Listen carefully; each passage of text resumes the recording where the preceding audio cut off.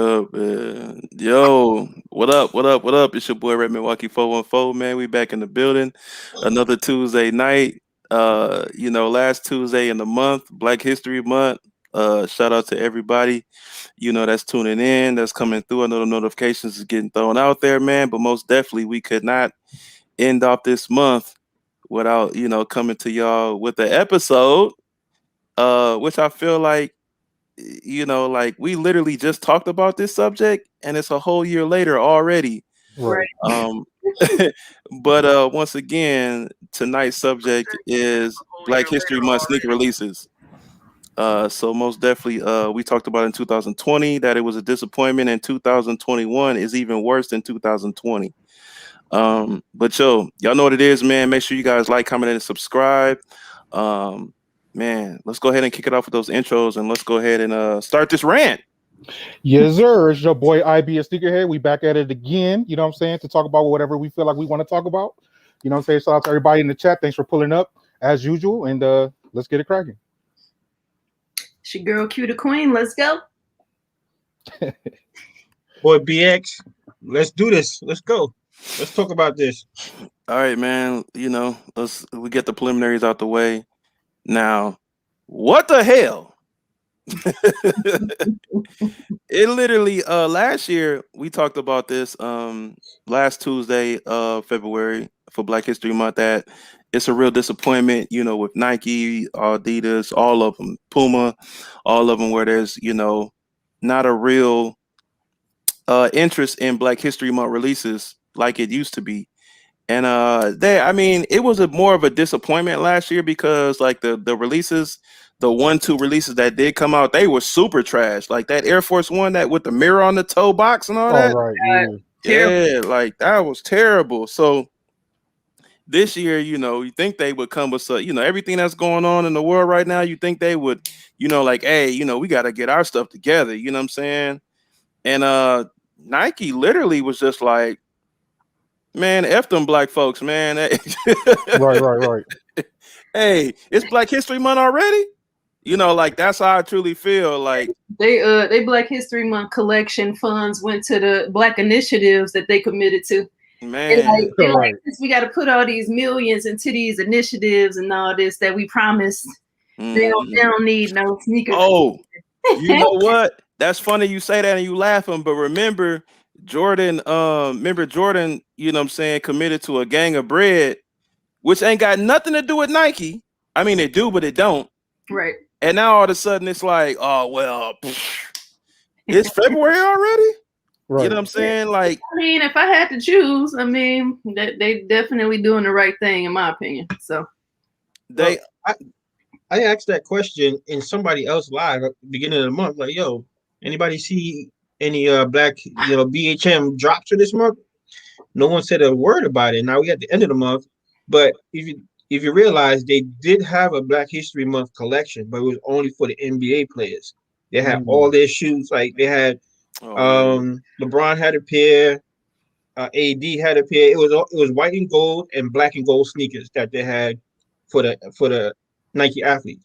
But who cares? Who cares about they wear them on the court and we have no access to them whatsoever. And we the ones buying them. They ain't buying nothing. Right. And they typically release them in January. So we would be able to have them way before Black History Month. So that's been a trend in the past, at least. So and then also as well, even if that is the case, we normally even see like pictures like floating around social media, whatever. I haven't seen nothing. Mm-hmm. I have not seen. Was it only Nike though? The other brands do anything for Black History Month? No. Well, okay. Well, Adidas had something, but they don't typically execute well. Right. And they also don't promote very well when it comes to Black History. When they do it, I'm pretty sure it was a Dame Leonard sneaker. I'm pretty sure of that. I don't think they did. I think it was classic silhouettes that they did it with. I don't think it was a signature. Now, which is the norm with Adidas. So right. When I did look it up, Nike only is releasing because it hasn't even released yet. And the last day of the month is Sunday, which is my birthday. Shout out to me. Is a Nike Dunk, and it actually doesn't look too bad, but it doesn't look like it should be for Black History Month. It looks like it looked like it should actually be like like a part of the N7 series. In all honesty, it. I mean, at least they didn't do the whole Kuta Kinte. You know what I'm saying? Like, at least they didn't do that, but it doesn't make any sense at all whatsoever, man. Like, shout out to Goat. What up, Goat? Hey, what's up, everybody? Man bun is gone. Yeah, got to get it redone this week. Yeah. Hey, Goat came in at a good time for Black History Month. Damn, where BX go? Hey, I don't even know, man. He gonna get it together though. Okay. He came in at a good time. Goat, the title or subject of tonight, since this is the last Tuesday of the month, Black History Month. And last year in 2020, we talked about how Black History Month sneaker releases was a disappointment. And this year is even worse than last year. So we was just giving out. Come up in my spot with the phone, kick me out. We were just saying that. I mean, in my opinion, I feel like they are, and I'm talking about across the board in terms of the brands. I feel like they're investing more in Black history messaging. Yeah. You know what I'm saying? I mean, I just received an email from Adidas about Black representation. It had nothing to do with gear. I'm trying to see if I can find it again, but it had nothing to do with gear. It was just, it says honoring Black History Month, recognize and respect. So it's just talking about, you know, different stories in Black communities, leaders, originators, blah, blah, blah. Basically paying homage, right? Okay. To Black excellence in the culture. But it's nothing that's specifically geared toward the collection, so to speak. So I got that same email. Yeah. So I think it's more of a social responsibility sort of deal this year, where they're just being invested in it, in the messaging, then pushing out a product for it because it might feel irresponsible. Again, that's just my perspective. It might feel irresponsible during a pandemic, during civil unrest, and everything that's going on to prioritize a sneaker collection for Black History Month as opposed to, you know, paying homage, actually, you know, just pushing good messages out there for Black excellence. I was about to say that they probably came to the conclusion like just doing a whole sneaker collection wasn't enough. They want to do more. Right. Most definitely they should. I mean, they most definitely should. I mean, do you think that maybe that one was it? What year was it when they came out with all them Black History Months? It was about 10 or 15 pair. Was it what, 2018? Which year? It used to be every year. It used to be every year. Because the way I'm looking at it, maybe they didn't do good on the last run. Because a lot of those shoes they end up in outlets. I think it was like 2018. 2018 wasn't that the year that they did the LeBron where one was white, one was black. They had the Kobe's that had one white and one black. Shoot, half and half. That was the equality series. Yeah, the equality series. Yeah, that was 2018. Yeah, I think that was that year. They came out with so many black and white shoes like that year, and they had the ones, the Black History Month ones. Yeah, the Black History Month ones was nice. There's a few of those. There's a few Black History Month ones. So, I mean, some of them shoes in that collection wasn't all that great. We just went after the, you know, if you liked a certain player or something like that, you know what I'm saying? Other than that, yeah, a lot of that collection wasn't, you know, a shoe to have, like a must have, you know what I'm saying? Must have. Right. I would say between the years of 2013 and 17 probably were the heyday of Nike Black History Month collection, for sure. Yeah, I mean they were doing everybody that had a signature shoe. Plus they would do it. They always do an Air Force One. You know, a runner is always they damn near do it like how they do like the Dornbecker series, and I mean they even slipped on that. So maybe I mean you could say, you know, like the pandemic has played a major part in it, but at the same time, how can you though? Because a lot of sneakers have been bought because of the pandemic within this past 12 months, if you think about it. So, well, I mean, the Dornbecker collection is geared around 6 children. You can't bring a group of 6 children during a pandemic to pick out a shoe. Well, I mean Right. that's true, but through adversity, I mean, haven't we diversified our our lifestyle and living? You know, they could have got on a Zoom call with the sick child, like, hey, what you trying to No, do? that's again. I think they're trying to like be responsible this year. No, that's true. They are. I mean, I'm When capping. you really consider that, like when you threw Dornbecker out there, that's obvious Yeah, that that's what they did with that yeah, most definitely. because they never miss on Dornbecker. No, Right. I mean, they come out with the Never. most trashest. They have come out with some really trash ones. No, Like no, I don't mean miss like good or bad pairs. I mean like they never miss a Dornbecker release. okay, okay. Well, I'm saying They all pretty trash to me. There's a couple I like, but yeah, they kind of childish. But it makes sense because children yeah. are responsible for the design. You know. I was saying in reference to the silhouettes that they give some of these kids, and they be like, man, y'all know damn well if it wasn't a part of this Dornbecker situation, y'all would not buy this sneaker. Mm-hmm. So But yeah, I think they're just trying to be responsible. yeah, most definitely. This year, I was just saying how I looked it up a little bit, and I only saw one sneaker as far as Nike at least, and it's not even out yet, and it's a dunk Yeah, that they're supposed to be coming out with, and it's purple. I think I can screen share it. Let me see if I can screen share it at least. close down your other tabs. Oh no, I ain't got nothing going on.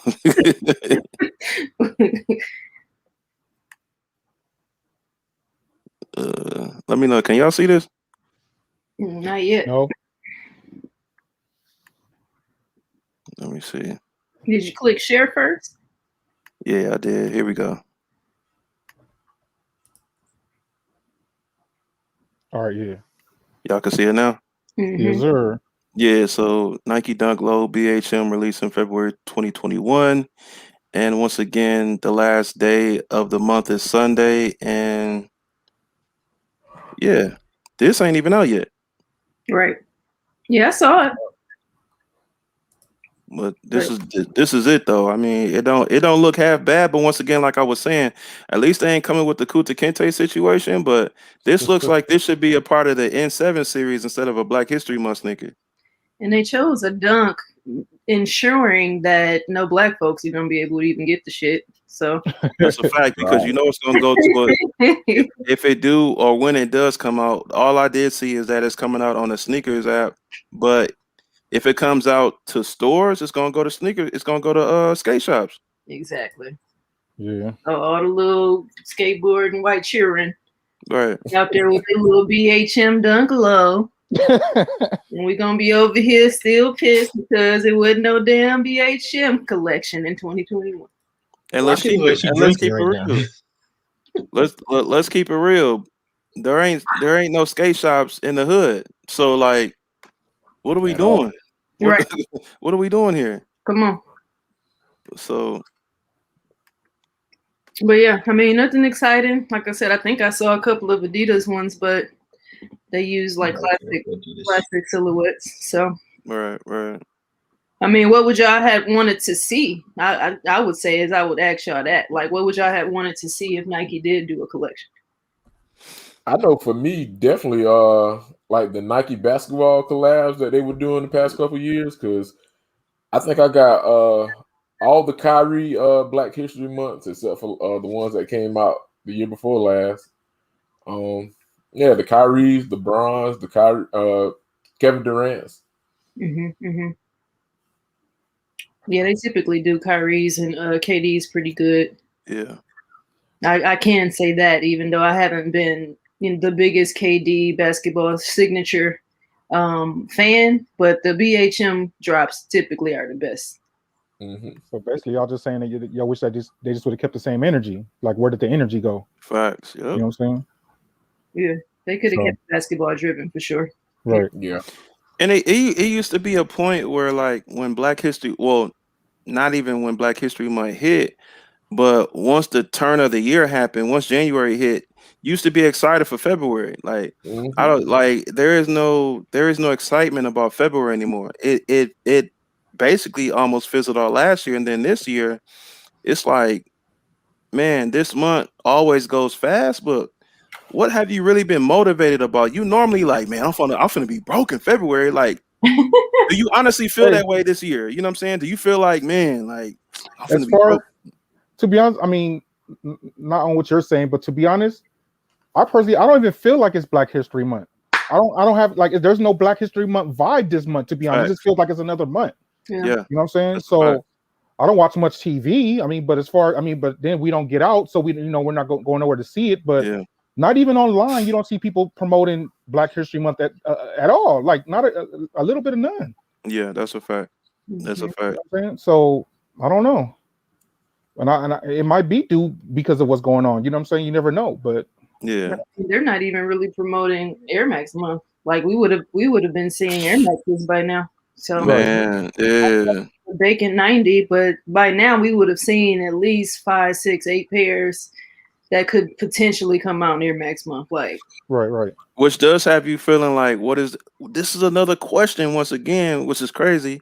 What is Nike doing? Because we asked the same question 12 months ago. mhm, What is Nike doing? Because Q said the same exact thing for our Black History Month episode last year, 2020. yeah. Have y'all seen anything for Air Max month either? She said the same exact thing last year. But last Right. month they had a lineup though. They had a Yeah. lineup for Air Max month last because it was the anniversary of 30th year anniversary of the 90. Yeah. So I mean it was a lineup for it for sure. But It just wasn't exciting. we got to think about what happened last year. You know, a lot of corporate offices went to working from home, so maybe they didn't have the capacity to do it inside. So they're doing a lot of Zoom calls, Microsoft Mhm. Team calls, and they have the time to push out or come up with the concept for this year as far as BHM and Air Max month. I like Because that. I doubt it. And I don't think that's I Yeah, think that I probably don't could be think it. that either. no. I mean, you got to understand a lot of stuff was shut down, so maybe Nike wasn't able to move the way they would normally would. I mean, from a I just if it's a manufacturing point, then yes. But conceptually, you can Nah. make concepts well, over. both work hand in not hand, but even Exactly. Well, conception not is still even the manufacturing. manufacturing. Not even manufacturing, not to cut y'all off, because if you have March releases lined up, you've been had production done last year. You've been had marketing set up ready to go last year. You had everything trained to go, so once the pandemic hit in March, that shouldn't have slowed you down technically because For real, like this is somebody that works for a large corporation. The ideas is not the issue. right, The schedule for innovation is not the issue. right. Manufacturing and sourcing is the issue. We got stuff that's dropping that's supposed to be out right now, beverage Mhm. products Mhm. that we don't have the materials for because we get it from a completely different country. You know what I'm saying? Facts. You got to be able to get that. You got to get the syrup. You know what I'm saying? Mhm. So I'm coming from directly, Yeah, yeah, that world. So I'm yeah. telling you, manufacturing is an issue right now. But what I'm saying though, I'm talking about last year though, is that shouldn't have been an issue last year once March hit. Last year they released stuff. It just was trash. What you mean? No, I'm saying I'm going back to Air Max month last year. So Last like, year it was a full Air Max lineup. It just wasn't exciting. You man, don't Well, remember yeah, Air Max? I can't even remember last year's lineup. yeah, I I don't don't either. either. I Air don't Max either. 2090s. That's why I'm like, you saying it was a lineup, but I don't remember it at I all. did a whole video on it. That's why I know.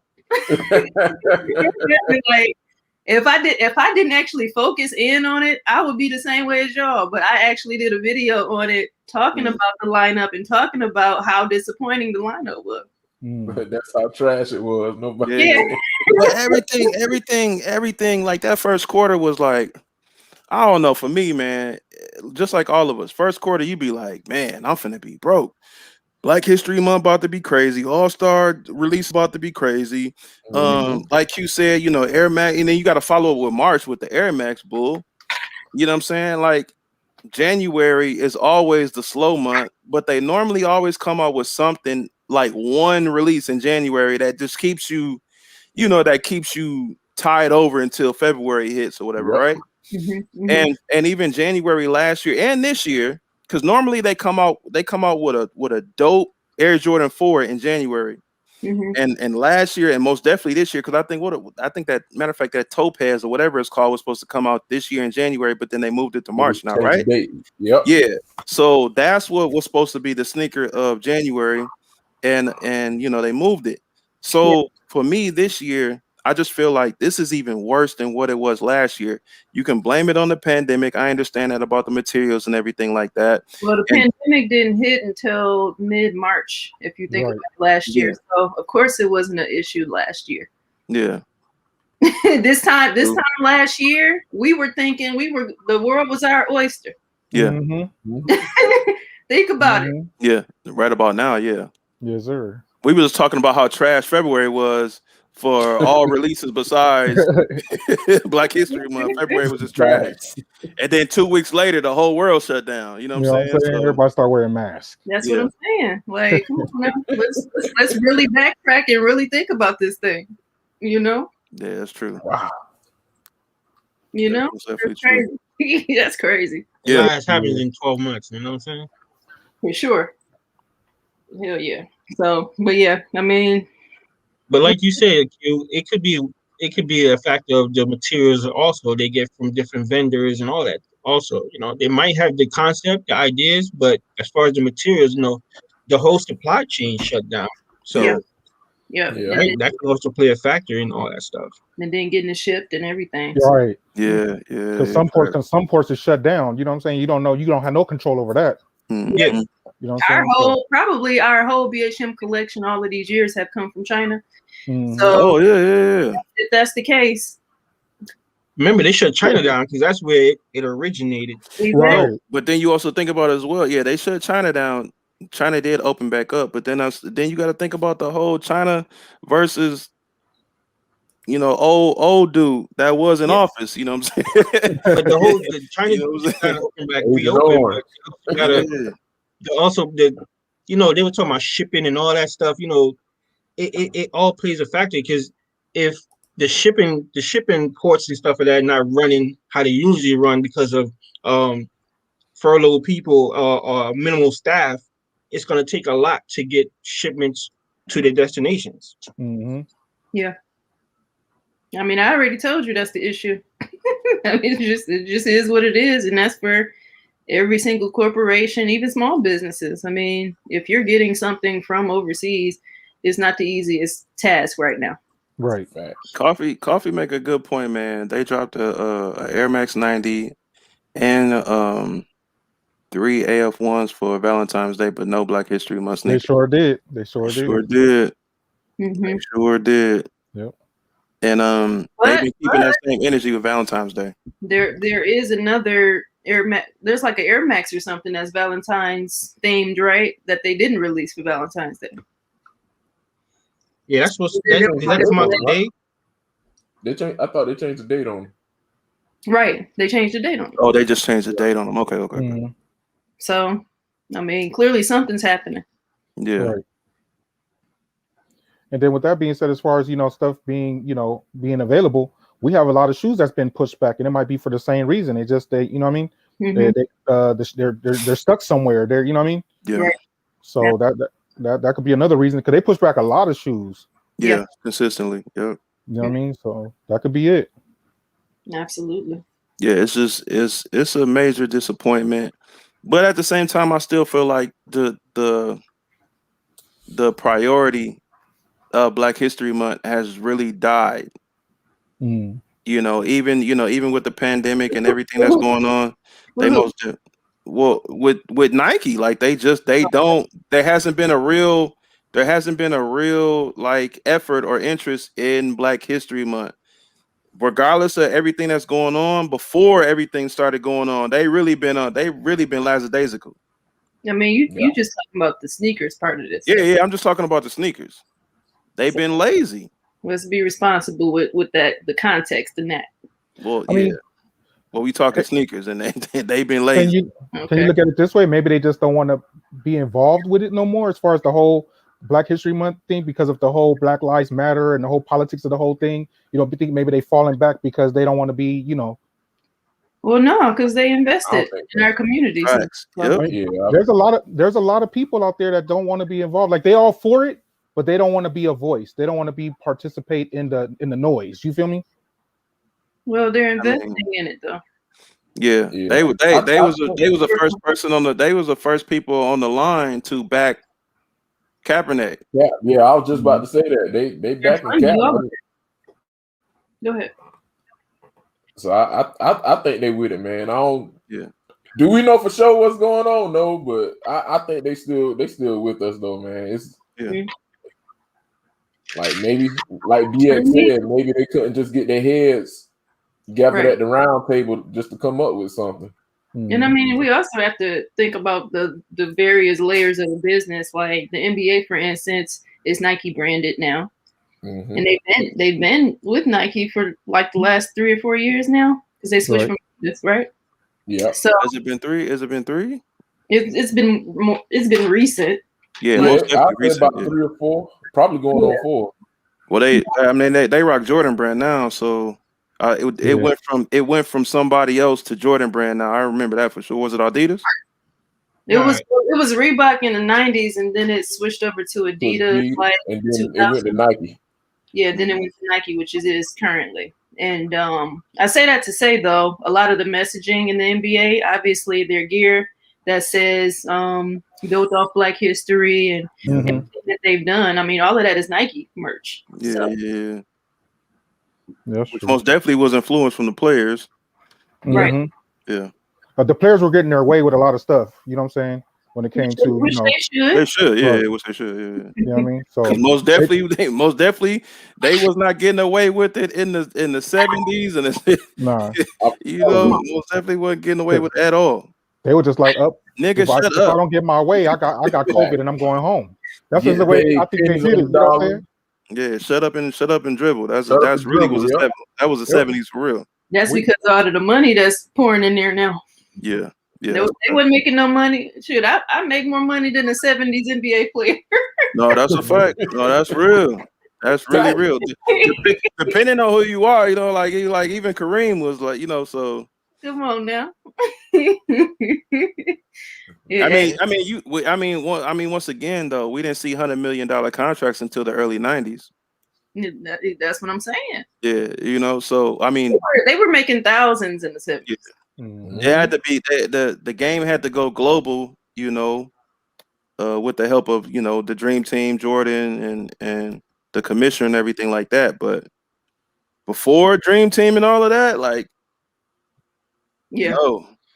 before the Magic and Bird rivalry started, they weren't making money. Yeah, because they weren't on TV like that. I mean, it was all tape. Exactly. It was all tape.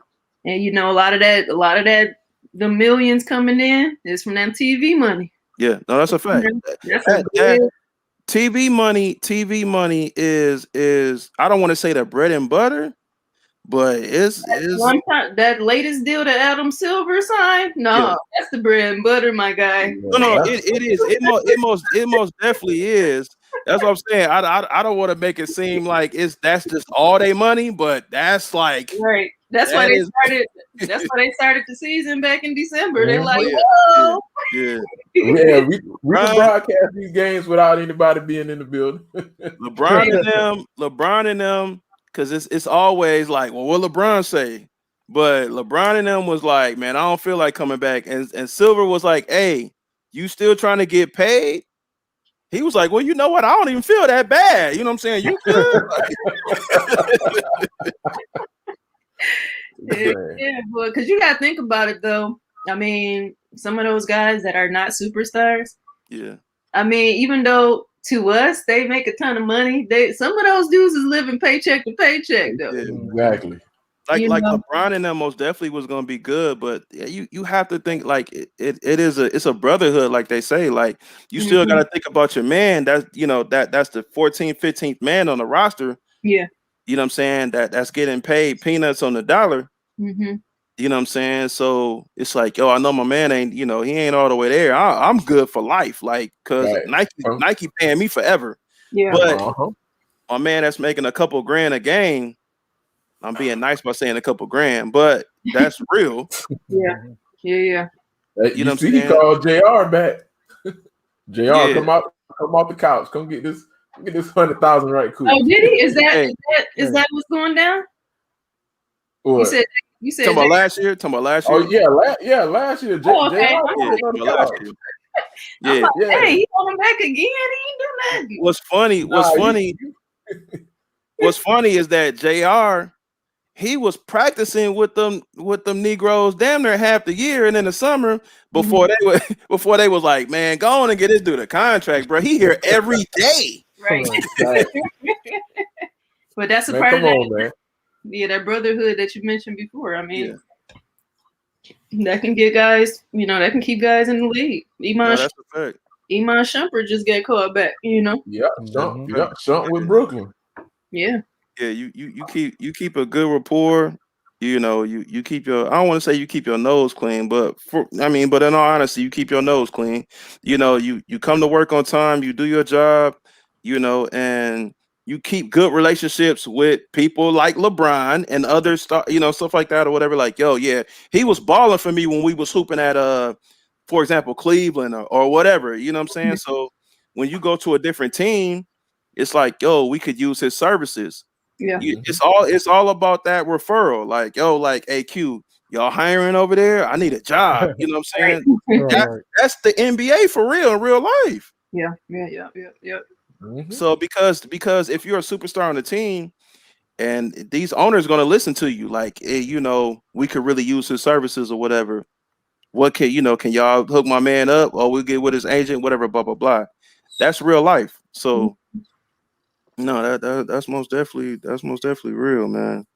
Right. Hook my man's up. In a real way, you know what I'm saying? I need somebody to get my boy Mike Beasley right, man. Oh man, come on, he washed. I think he still got a little bit in the tank, man. He got a little something. I mean, Brooklyn called him up last year when they did the restart, but he had COVID. That was because of KD. See, that's another referral program right there. Then. Has Michael Beasley ever played like a full strong season? Miami? I can't even remember. Yeah, I was about to say maybe Miami. When I he first got drafted. He had time in Miami, but like we talking full season, right? If we talking full season, Miami. Yeah, when he first got drafted, I think that was when he first got drafted. Miami, that's it. I don't feel like his sample size is good enough to still like be checking for Michael. I don't feel that's the point I'm trying to get to. Oh here. Yeah. I feel like Michael Beasley never hit his full 100% potential. Mm-hmm. Like I feel like even before he hit the league, because it came to him too easy. Mm-hmm. I always say this: there's God-given talent, and then there's hard workers. Hard work. Yeah. The God-given talent is a representation of Michael Beasley. Yeah. The game came to him too easy. Mm-hmm. People like KD like really work. I mean, he has the talent, but he also worked to where he at right now, or whatever. Michael Beasley was still a knucklehead when he was coming up with KD, but it came to him easy. Right. So some dudes are gym rats, and you can tell. Yeah. Oh yeah, you definitely can tell. Absolutely. Based off the output, I'm like this dude right here, he all about this. Like another one, OJ Mayo. God-given talent. Man. Juice Man. I played against Juice Man AAU, man. Oh yeah? He was cold. Though. he the realest player I ever played against. What happened to OJ Mayo when Memphis got rid of him? Man, he done been some Yeah, everywhere. he played for the banned Bucks. from the league. He banned from the league. He got Yeah, banned he after got playing with the banned. Bucks. What happened? I don't remember. Drugs, weed. Yeah, playing with his Oh, word? nose, like Rep said. Yeah, Weed. drugs, weed, everything, like narcotics. Like he If just it's the NBA, he was- it wasn't weed if it was the NBA. It had to be something else, more potent. no, it was narcotics. He was. It was narcotics. It was weed. Narcotic. Wait. Narcotics is not weed. Yeah, not now. Not now. Not now. But we are talking about that during OJ Mayo's era. That was, David Stern was still the man over there. So you might be right. Yeah, no, it was he kept failing drug tests, and it's just like Ricky Williams or anybody else. Just like we had Larry Sanders. Matter of fact, we had Larry Sanders and OJ Mayo on the Bucks at the same time, and they both got banned. They both got banned. They both was getting high together. Larry, he retired before they banned him. Yeah, he did. He retired. Well, he got suspended for, and he had like one more time before he got banned. So then he retired, and then once again, LeBron was like, "Hey, bro, you trying to hoop?" And they signed him in Cleveland. Yeah, and then he ended up failing. He was playing good for Cleveland too, and he ended up failing another test. And they was like, "Bruh," and so he got up out of here. Yeah, some dudes can't let it go, boy. Nah. Bro, Josh Gordon, bro, he made me sick. He made me sick. Like, come on, bro. He stayed fried. Is what was the story I heard about him. He stayed fried. That's bro. right. He kept getting he kept serving his suspension in the NFL. He'll come back for about 4 or 5 games. Josh Gordon has been suspended again. Like, golly, man, like put it down just for a little bit. Why they keep reinstating them if they know the man is going? You're like, come on, he ain't hurt nobody. It ain't narcotic. Because he too good. That's why. He too good. Same thing. Antonio Brown, Ricky Williams. Ricky Williams used to kill me. I used to be like, bruh. Ricky Williams was not willing to sacrifice nothing for his weed. He like, look at here. Yeah, he stepped away from the league. Right. Yeah. He like, I got y'all. Right. He's like, I'm gonna do what I want to do. Yeah. Ricky Williams had Master P as his agent. That's crazy. He took a chance on him though. We'll give him that. Make it so bad. I really thought that before I saw the documentary on Master P, I really thought Master P had really killed his career until they showed that documentary, and I was just like, well, I guess he really wasn't his actual agent. He just had the company. Exactly. You know what I'm saying, or whatever. But Ricky just didn't want to put the weed down. That's literally it. That's just what it was. He just didn't want to put the weed down. Yeah, he definitely wasn't willing to put the sack away. It's amazing. It's amazing how different like the leagues are with the NFL and the NBA. Because we see the NBA now. The NBA is more player controlled, and I don't know. The NFL looks like it's trying to get there with the whole Deshaun Watson situation. Like, I know y'all heard Brett Favre and Dick Vermeil pretty much say, "Shut up and throw the football." Like, bro, y'all pretty much did, especially Brett Favre. Like, you force your way to Minnesota and New York. Exactly. Yeah, New York first and then Minnesota. Yeah. Yeah, come on, bro. Yeah, that's why I still don't mess with the NFL. So I still don't mess with them. Yeah, NFL still got that slave mentality for sure. Yeah. Oh yeah. But at the same time though, they have that leverage because if you don't play, you don't get paid. Like compared to the NBA. Well, the best league, we talked about this before. The best league is baseball because you ain't got to play at all and you're gonna get paid regardless. Right. You ain't. My thing is this though, like there's no game without the players though. It's like players have to know their power. Yeah. You know what I'm saying? There's no league without them. I don't even think it's a players association for the NFL like it is for the NBA and baseball. It's not structured the same. They have one. They got one. DeMar Smith, I think that's the guy's name. Something like But that. Like you said, it ain't structured like the NBA. Yeah. Oh yeah, I forgot. Yeah, but I mean, he don't even play though. Like the NBA, they got Chris. Like those actually played for the. and that's the problem right there. They don't have an active player as the president of the NFLPA. Like that's the problem. WNBA got a players association. But I mean, you know what I'm saying? So, and actually, I really do like what the WNBA is doing. It done took, goddamn, like basically 30 years, but they starting to really start to get to the bag, because it used to be like when they first started out, let's keep it real. When they first started out in the 90s, they had killers, but had no revenue. Well, they had potential, but it fizzled out. If you remember, when the WNBA in 1996, when they were launching it and marketing around it, they had Nike behind them. Like, it was like super exciting. It was a lot of advertisement around the WNBA. Everybody was ready. Jerseys was getting sold too. Yeah, I got one. I got my Cynthia Cooper joint. Like, I still got it. Oh yeah, you already know now. Like, you already know. But 4 championships in a row too. Man, but it fizzled out because it's like, I don't know what happened. Like, the NBA didn't back it, I guess, the way that they were expecting it to, and a lot of things happened support-wise, I think. So the marketing most definitely had a. I mean, I remember all them Nike commercials. Come on, yeah. That's a fact.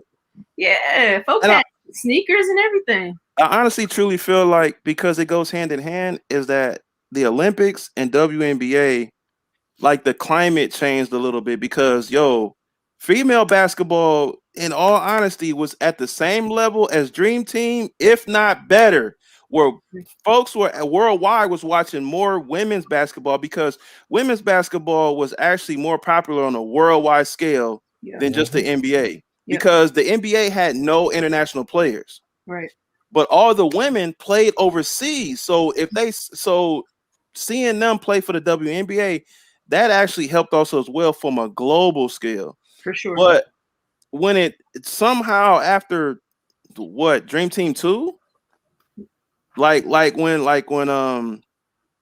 all the beginning players that came from the Olympics that were playing in the WNBA started to retire and stuff like that or whatever, it seemed like maybe that's when the climate changed or declined a little bit. I mean, because some of the like the killers that you mentioned, a lot of them were past their prime by the time the WNBA started. Yeah. So they only had like a couple of years to really play. Yeah, Cynthia Cooper was a 30. She's in her 30s for sure. She was a 34-year-old rookie. Yeah. Shoot, Teaspoon, Teresa Witherspoon. Exactly. She was old by the time. Yeah. And you got to think about it, like Cynthia Cooper, Teresa Witherspoon, Cheryl Swoops, all of them was in that same era. Like that USC. Y'all remember that USC basketball from the 80s? Yeah. A lot of them came from that too. Yeah. The only thing that I hate is that Cheryl Miller wasn't young enough, because Cheryl Miller. That's what we saying. Like, a lot of them were either past their prime or they were too old. Yeah, I'm just saying, because all of them was old. Yeah, you know what I'm saying, that the killers, they was old, but I'm just saying, like, like Cheryl Miller was older than all of them, because like Cynthia still balled him up though. Could have, maybe she could have, but by just age standards or whatever, she would have been a Robert Parrish rookie. Yeah, she had a bum knee too. You know what I'm saying? Yeah. So even if she wanted to try, even if she wanted to try, it probably wasn't gonna work out. Right. Because that's just crazy to think that Cynthia Cooper was Cheryl Miller's, like, young boy. You know what I'm saying? Well, yeah. Like, that's true. That's true. Like, that's from Flint, and I'm from Flint. If y'all remember the McGee twins, they were McGee sisters. JaVale McGee's mom, Pam Yeah, McGee. yeah. Like, they from Flint. Like, they was all a part of that team. Yeah. And JaVale McGee mama was, man, I just that whole, it's just, man, the NBA, I don't care what nobody, the NBA missed that. Yeah. They dropped the ball on that because they could have been started the WNBA. And I understand, you got to get the revenue in. Yeah. You had to make the NBA global. Which once again, the dream team helped that, all the stuff like that or whatever. But man, you can't tell me with all these killers and on a global scale, they was making more money overseas that you couldn't, you couldn't bring that together. Because obviously this idea had to have been in their mind. Like, man, all these girls was going overseas making hella money. Why we can't have them playing for their own home, in here when all. Go ahead. I ain't been cut off, but they still going overseas. Yeah. Yeah. Oh yeah. Most definitely to get the bag. Yeah, most definitely. I mean, if you're not a superstar in the WNBA, you got to go overseas to make money. Yeah, that's a fact. I mean, hell, like a lot of these players that can still hoop go overseas to go play. Right. It's just not enough roster spots. And the WNBA, the NBA likes to say young. Yeah. Because it used to be where, we talking about Robert Pears, Chief, and all that. They used to be 89 years old still playing in the league, but they used to get 12 rebounds. They used to get 12 rebounds. You're right. For real. They used to have a little ball patch sitting in the back of their head. You know what I'm saying? Kevin Duckworth, and all them dudes. Come on, man. You can't tell me. And they had their little George Jefferson 5 head. Moses Malone got drafted straight out of high school and played for 59 years in the league. You can't tell me. Exactly. Like, come on, man. Like, it used to be a time where when Jordan got into the league, they used to say, man, Jordan ain't gonna be able to win no championship. You can't do nothing, like he can't take over like a guard, can't be a franchise player, all this blah blah blah. Well, first off, he took 2 years vacation. So I'm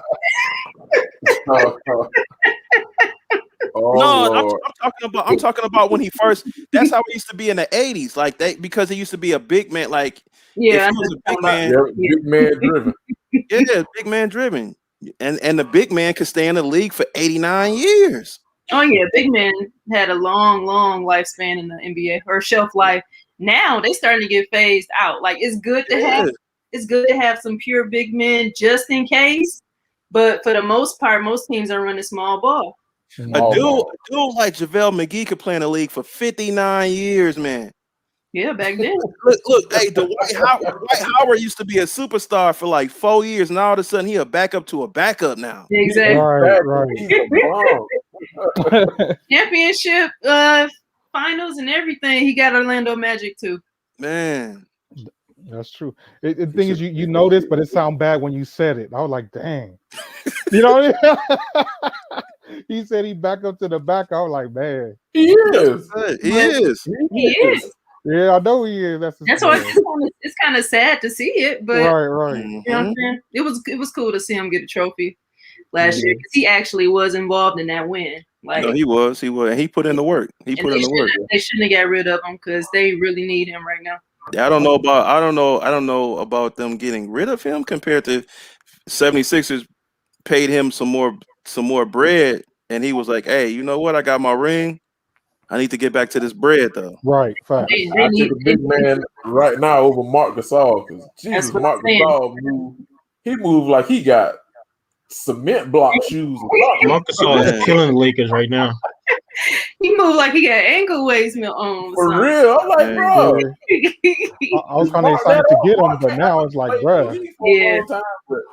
I mean, they had no choice. They had no choice after JaVale McGee and Dwight Howard went for the bag. They got the ring. Well, I mean, JaVale McGee already had a ring. You know what I'm saying? But they had an opportunity to secure Dwight Howard. Now, I would have and that's my Flint family. I would have let JaVale McGee go. Keep Dwight Howard. JaVale McGee was kind of soft in the playoffs, though. To me, in my opinion, Dwight gave us a little bit more edge. He was playing bully ball at the moments that we needed it. Yeah. He was high energy at the moments when we needed it. Like, I mean, I feel like they shouldn't have got rid of him, man. Right. I mean, great defensive player still, even at his age now. You know, still quick on his feet, still for the most part for his age, explosive. Yeah. So, but I mean, the 76ers pay, they was like, hey, we'll pay you more than what they, and then the Lakers was just like, man, hey, go get your money, bro, because And we ain't probably get matching. him more. We More ain't CP matching. over there too.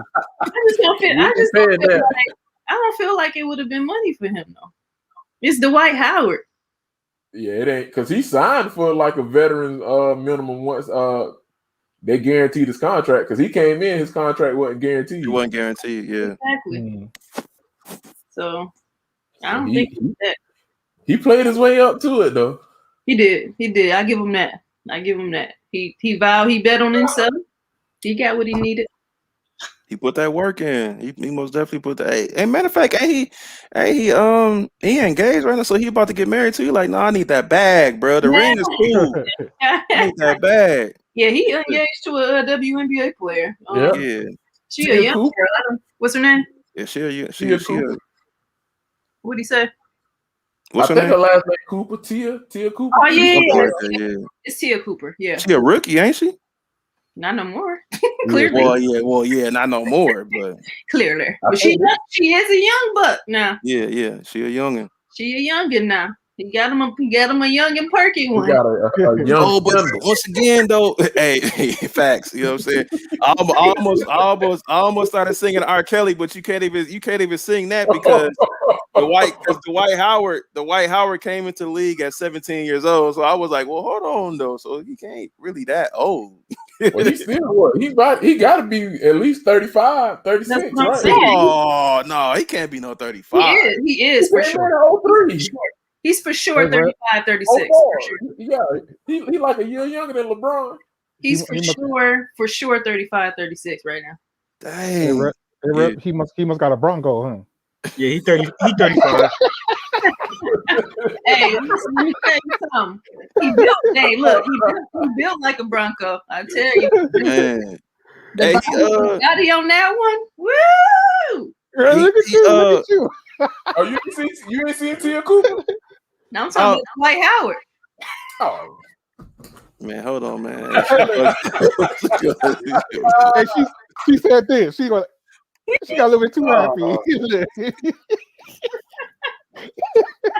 Yeah, I'm telling you. Y'all ain't seen the quadriceps on that man. He had to get something like Tia Cooper with that rumor that was out on him. I'm talking about quadriceps and stuff, man. Come on, man. Ain't nobody. Come on, Q. We not looking at this man. Quadriceps. You know what I'm saying? Man. Chill out, relax. I don't even know what that is, and it's still pause. Yeah, it's his thigh muscles, the front thigh muscles. Looking at no thigh muscles at all. Yeah, you know what I'm saying? Them thigh muscles, boy. Woo! Yeah.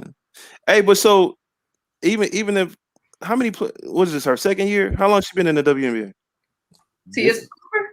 Yeah, this about to be her second right here, right? Second, right? This is the second or third going in. So I mean, y'all said how old is Dwight? 34? 35. I just checked it. He's 35. Yeah. So she more than likely went throughout college because that's kind of the culture of that league. 4 years, yeah. So plus 2 more. Yeah, she might be 23. 26. She's 23? Too young for me. Oh no. Well, he got to have strong quadriceps messing around with a 23-year-old. Nah. Hey, have y'all seen her? I know who Tia Cooper is. Hey, I don't know though, cause don't he got like 5 baby mamas too though? Yeah, he got a couple, but I mean, when you see them quadriceps, you'd be willing to, be the baby mama. Is what I'm telling you. As a matter of fact, one of his baby mamas passed away, so he got custody of 2 of the kids, right? Oh, I forgot that happened. You're right.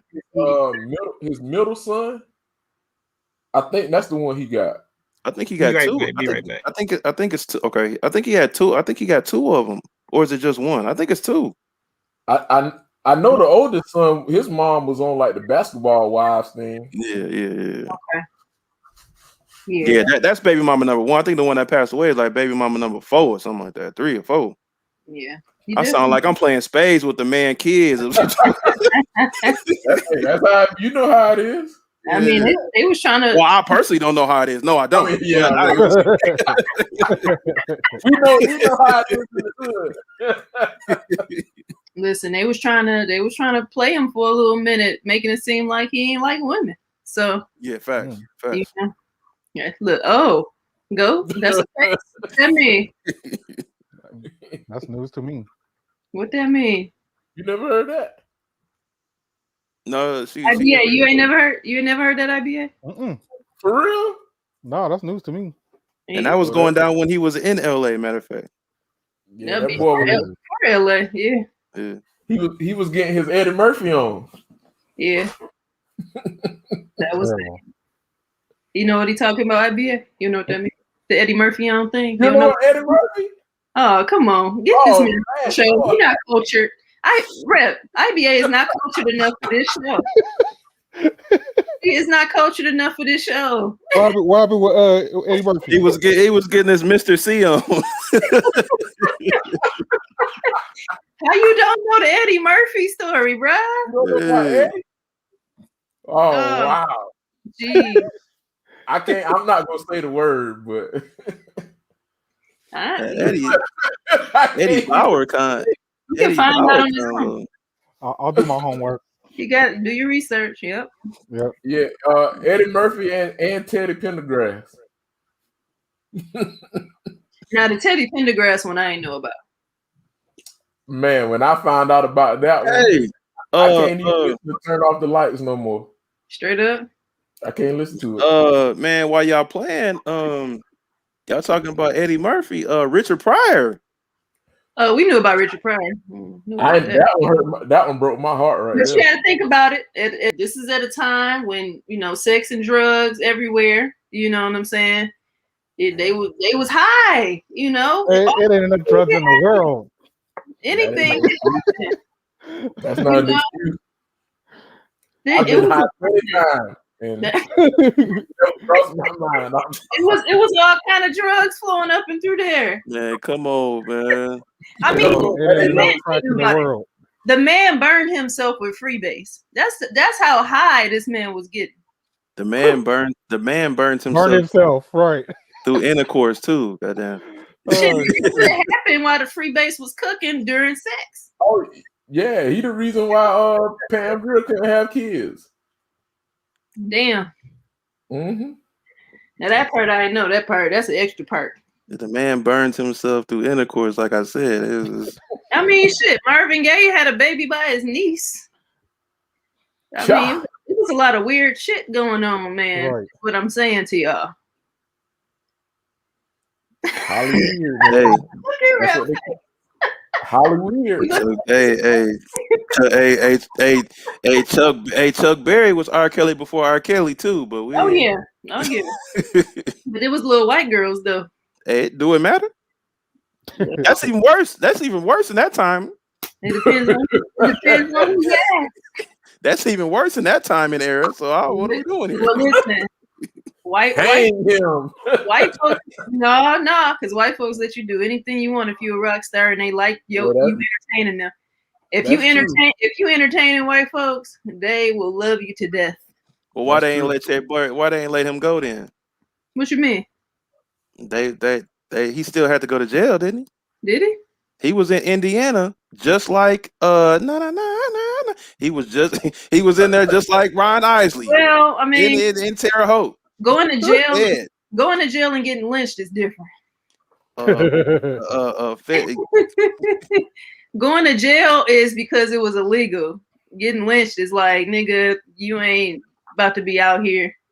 Facts. Yeah. Yeah, you got some homework, brother, on Eddie Murphy. He said, long as you shucking and jiving, somebody said. Ryan said that.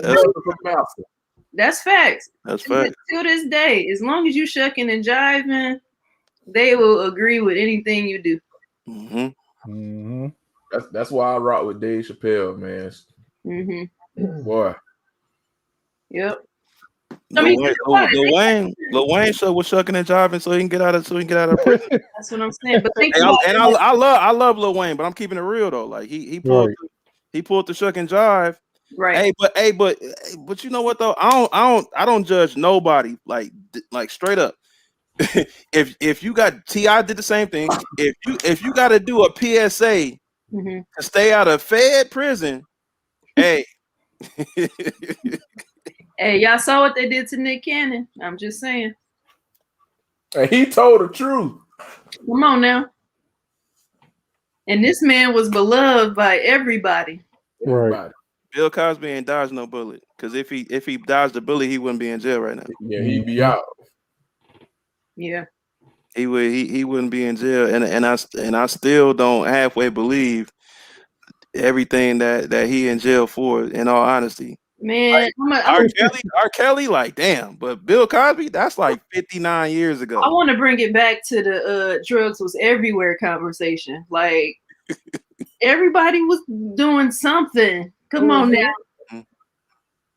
Don't treat this man like he was like slipping liquids and shit. Exactly. You can't tell me that Bill Cosby wasn't giving you ecstasy and he wasn't taking it himself. Y'all both was taking it, getting loose. Come on now. Loose. Now I ain't listen. If the lady was unconscious, that's nasty. But if y'all was high, but if y'all both high, if y'all both high, cool. But if she's decapitated, like if you fucking you can't tell me that's real. But Cosby walking the room. If you Cosby walking the room talking about this, look. If you fucking the lady that's laying like this, yo, you know what's crazy though? But that's that's basically how they try to say, you know, the reason why Tupac went to jail too, though. It's basically the same setup.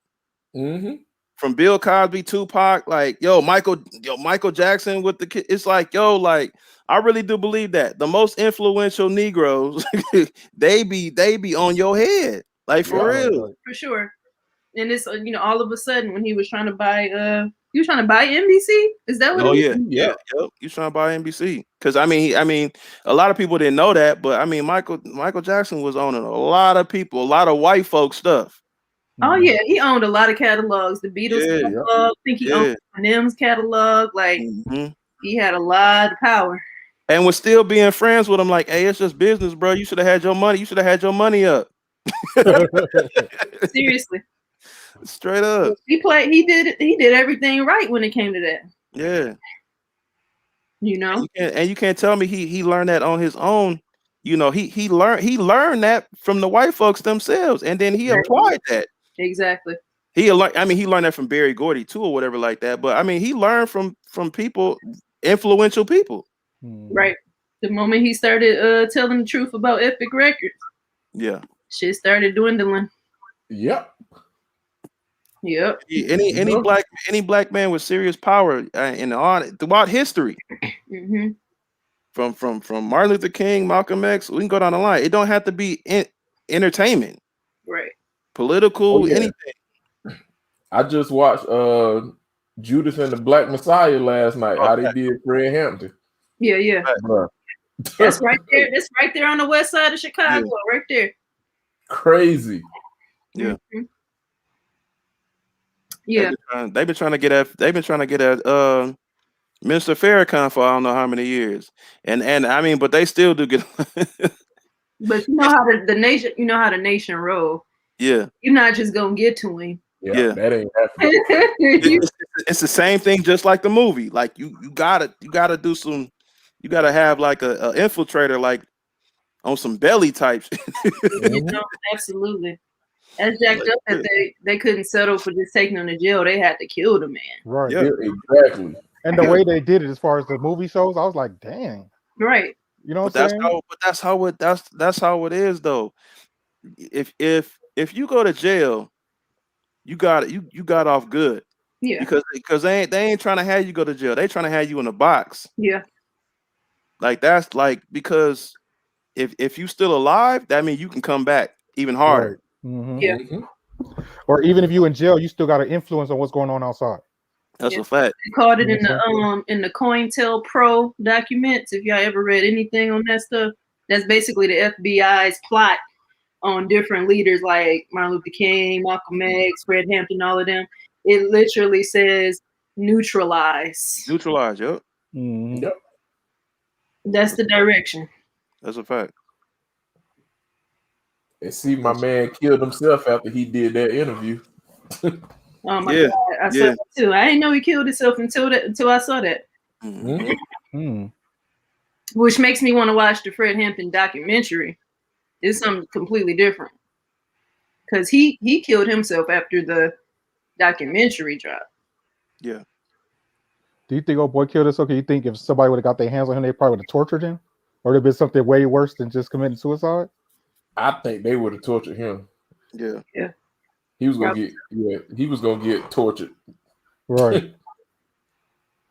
Yeah, that's he definitely I don't know how he made that type of deal. You could have did your little 5 years in jail, bro.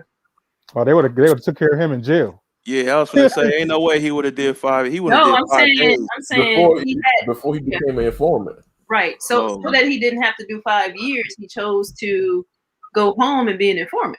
Yeah.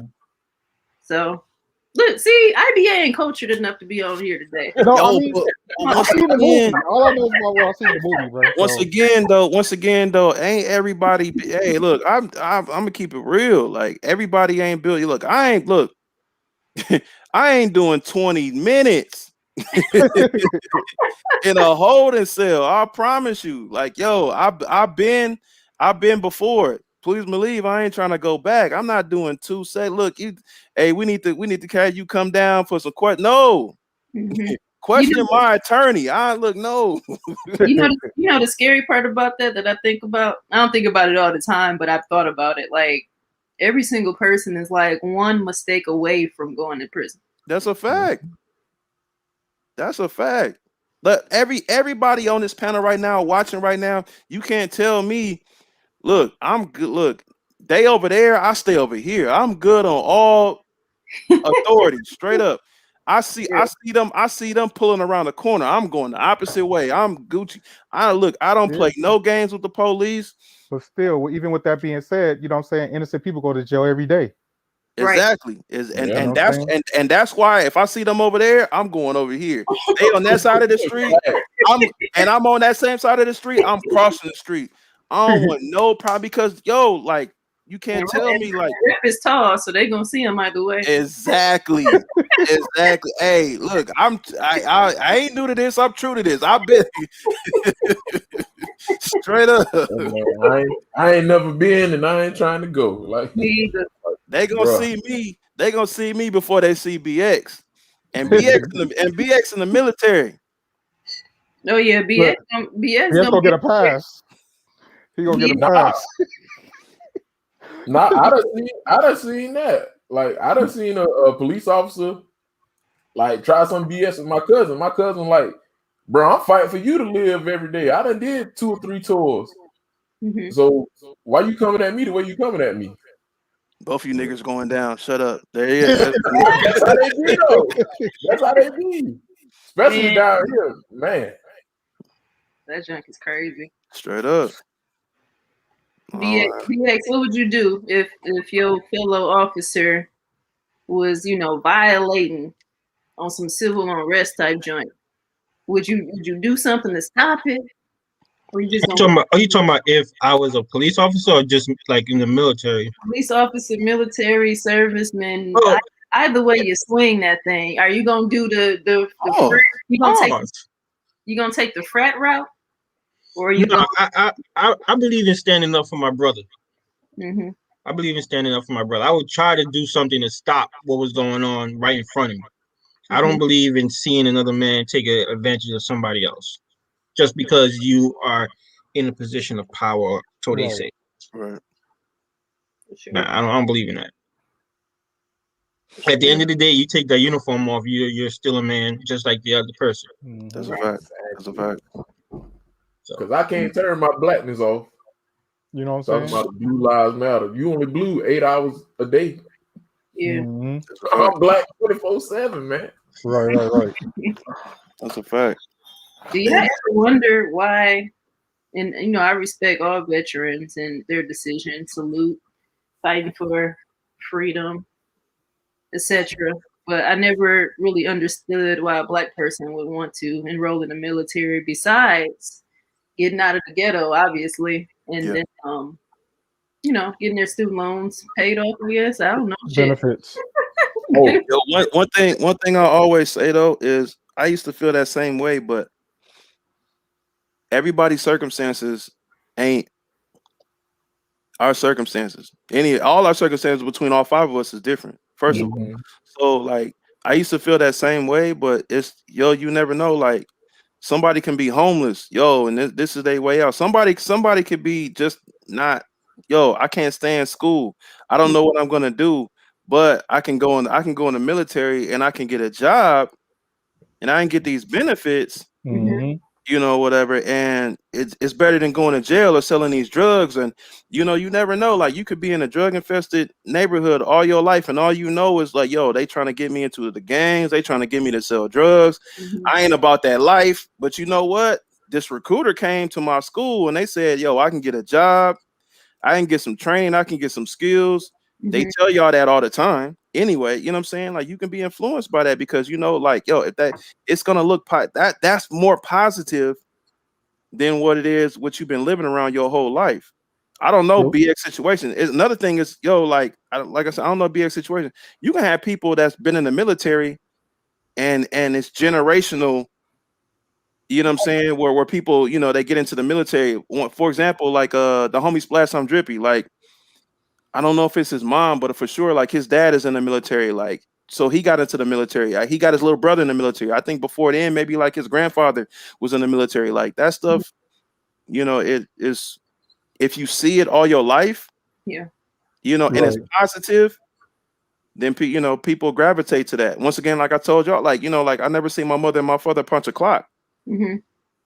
You know what I'm saying or whatever. So it's like, when you see that, you don't necessarily have to be trained and taught that, but if you see it all your life, Mm-hmm. Mm-hmm. 9 times out of 10, you're gonna end up being like, if you see your parents or you see everybody like smoking cigarettes, 9 times out of 10, you're gonna start smoking cigarettes. Smoking cigarettes. Right. I'm coming from the perspective of, there was a period in time where when a You black thought person, about going to military. no, never. Oh. There was a period in time where, I mean, think about it. I'm too militant to be in the military. Come on. Ojo over here. But if y'all remember, there was a time when black folks would come back to this country from war and be welcomed with racism, be welcomed with a lack of opportunities, Dead presidents. end up homeless, end Right. up on crack and drugs, right? Almost as if they never served. That's true. I think about And that actually happened in real life. before crack, they came back on heroin. That's what they came back on. Mm-hmm. Yeah. That's the worst of anything because they got addicted to it, in the war. Yeah. And it just isn't black folks too, it's black and white folks at the time. You know what I'm saying? But it is publicized as black folks coming home like we was just the only ones over there getting high. Right. So it's But you get my kind of perspective on that, yeah, right? Yeah. See, now that you put it that way, yeah. yeah, that's real. Like for me personally, since you guys say you don't know why I took that route, for me personally, as a child, I've always been fascinated with the military movies and the lifestyle and stuff like that. No one in my family besides me is in the military. Mm. I've always been infatuated with it. So through high school, 2 years of college, and I was like, man, when I had my son, I was like, man, I really, at the point you get to a point like, if I don't do it now, I'll never do it. Mm. So I was like, you know what? Let me go do it. And I did it. And for me personally, I don't know, everybody has different experience with different things. For me personally, it's been great for me. The best decision I've made for myself and my life, and my son benefits a lot from it. Mm-hmm. My wife benefits a lot from it. She's military too now, but we gain a lot from it, both of us. and it's the best decision I ever made in my life Yeah, for I me. feel like So it is beneficial. I got like 6-7 years left, and I retire, and my plan on getting a government job, and then while I'm getting that pension, work towards another pension and do some other things that I want to do. So I'm setting myself up for now and for the future. Right. Right. Yeah. Everybody takes different routes, so you know. Yeah.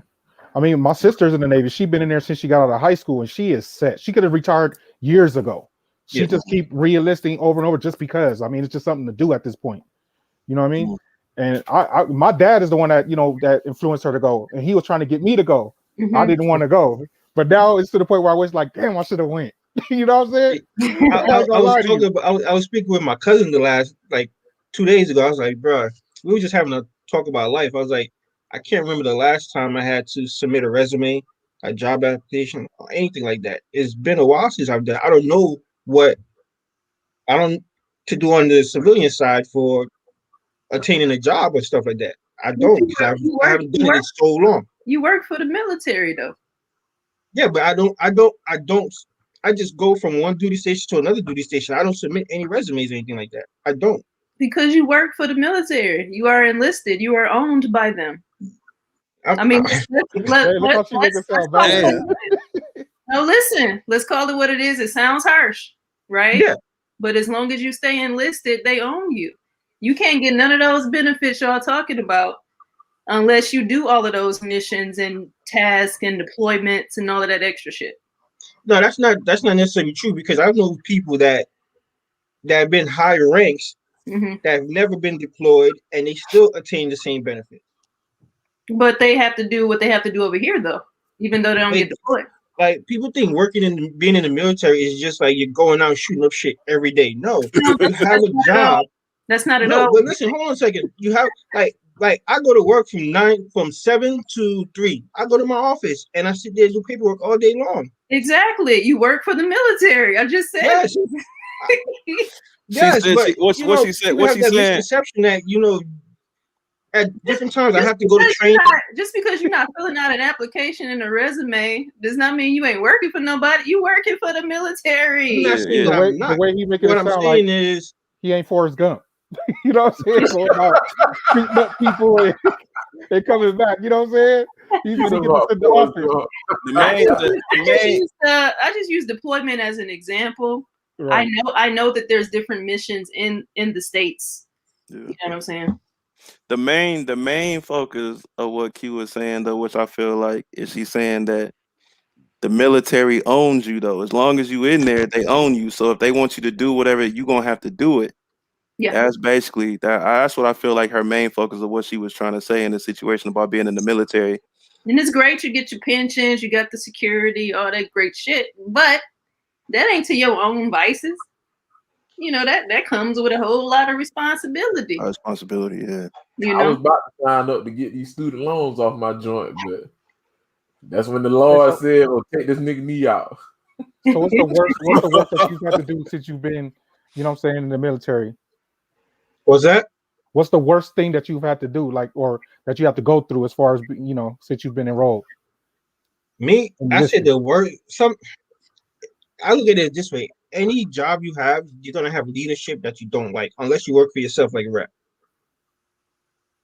You're gonna have leadership that you don't like, and that's the worst thing to me that's happened. I've yet to deploy, so I haven't seen any kind of action, anything like that. Knock on wood, God forbid. Exactly. I haven't seen any of that. So me,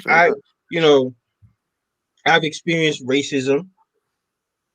I've experienced some of that, but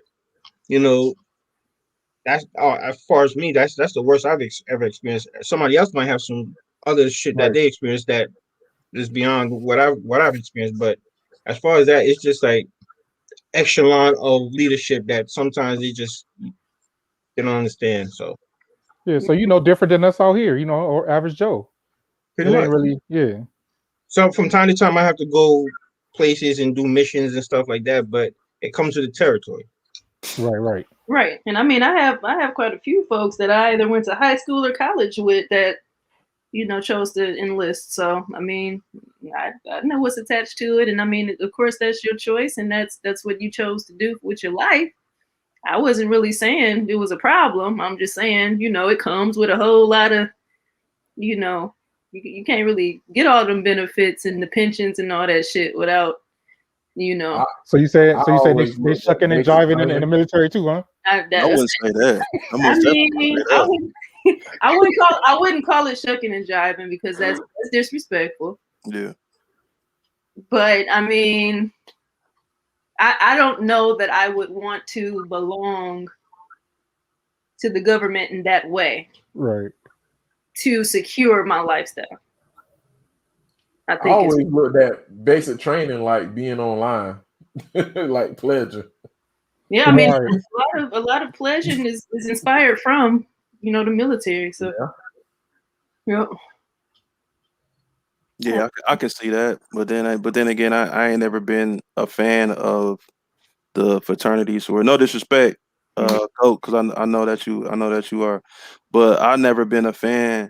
And this is just my own personal, you know what I'm saying, opinion. This don't apply to nobody on the panel at all. Yeah. I speak for myself. I never been a fan of it, just from my own experiences. Like GOAT experience might have been I made the best. It might have been like from once again generation. You know what I'm saying? For Yeah. golf as well, you know what I'm saying? But for me personally, like I never had good experiences from when before going to Grambling, when I first got to Grambling, and maybe it was just that era too, in HBCUs or just going to Grambling or whatever like that, and beforehand. But like it used to be a time where I always call fraternities and sororities legalized gangs. I'm gonna keep it funky with y'all. I'm gonna keep it funky with y'all. I call Q2 because he's sorority. I call y'all legalized gangs, man. Straight up. Listen, you just gotta educate yourself. It works the same with religion. Yeah. If you don't know enough about the teachings of religions, you gonna see face value in that way. So I haven't had good experiences, so that's what always strayed me away from getting. I actually wanted to be an alpha, but then it was just when I got on campus, it was so much stuff going on or whatever. I'll tell y'all a story. Matter of fact, prime example. I'll give y'all a story. So first time, I got on campus. We on the yard. It was me and a couple of my brand new friends. We freshmen or whatever like that. We was in front of the cafeteria, and you know how with HBCUs. Fraternities and sororities, they have like their own corners damn there. They got they stoops, they got they benches or stuff like that or whatever. We don't know no better or whatever, right? But we come from the hood, right? So we on the corner. We on the corner of the cafeteria waiting for the caf to open up, right? And it's a bench right there, and it's painted. We don't know no better, right? But we from the hood. So we chilling there or whatever, all of a sudden, you know what I'm saying? These dudes roll up like, hey, y'all gotta move around. So first thing in my mind frame, y'all, I'm fresh coming from Milwaukee, and I'm like, nigga, I ain't gotta do I ain't gotta do nothing, you know what I'm saying? I ain't gotta do jack. Who the fuck y'all supposed to be or whatever? Excuse my language, but it's real, you know what I'm saying? I'm like, who y'all supposed to be or whatever like that. You know what I'm saying? They was Kappas. They was Kappas if I'm not mistaken. You got bullied by some Kappas. Some Kappas? Look. You Look, they got laughing. bullied by some Shimeon. Hey, look. I tell y'all this story to tell y'all this. We ain't get bullied. That's it. I hold mine. I was like, well, man, who the y'all supposed to be? Because look, we don't know no better. We young, and they was like, yo, like this is our bench. I was like, I don't give a fuck what it is. You know what I'm saying or whatever. But just like for like how like how it went down and what's that stump the yard or whatever with the niggas, you know what I'm saying, they started getting out. It was the same situation for us because we don't know no better. He was naive too, obviously. He didn't know no better. And they stepped to us because that was they corner, they bench or whatever. They didn't try to educate y'all on why you couldn't sit there. I was just about to ask that. Like, why they just no. They was at us like that's their corner. I come from the hood. I come from straight prime time, drug corners and stuff like that or whatever. They act like that was their corner. And I was like, nigga, we in college. Right. Oh yeah, ain't no thugs in college. Yeah. Well, what happened? the responsible way would have been to approach y'all and let y'all understand Yeah. why where y'all was sitting is not where you should be sitting. No, that's a fact. And that's what I'm saying. Like that's just another prime example where it was just like, yo, man, look, I don't give a fuck about these fraternities. Fuck that shit. And even getting presented, and like, yo, like this is what we about. I had already been burnt. Mm-hmm. Pause. You know what I'm saying? But I'm trying to figure out where you going with this now. Like I already was like, no, I don't care about none of that. I don't care about how much positive it can do in my life and all that. It was already a done deal. Cause it was too much negative. It was too, it was just like, no, I'm good on all that, man. I think Rep been got the beat up Capitals, that man. day. Rep. I think Man, Rep I'm got good. beat up and bullied that day. That's why, you know what I'm saying? Never. I think that's what happened. Never. Like that's like a pretty small sample size for you. You know what I'm saying? Never. It wasn't even enough of them. It wasn't even enough of them compared to what we were. It was just it was a standoff between men, and it was just like, yo, like I don't care what y'all talking about, man. Well, with the Kappas, the Kappas act like they got stuff to prove. Right. I don't know. They was probably light skinned, Light skin. Rubbing their hands.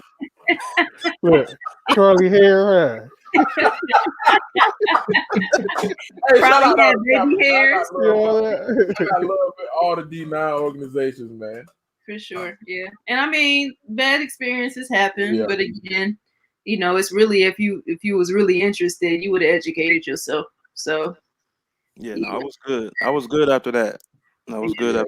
They should have let you know, especially with y'all being freshmen. Like, yeah. They should have let y'all know.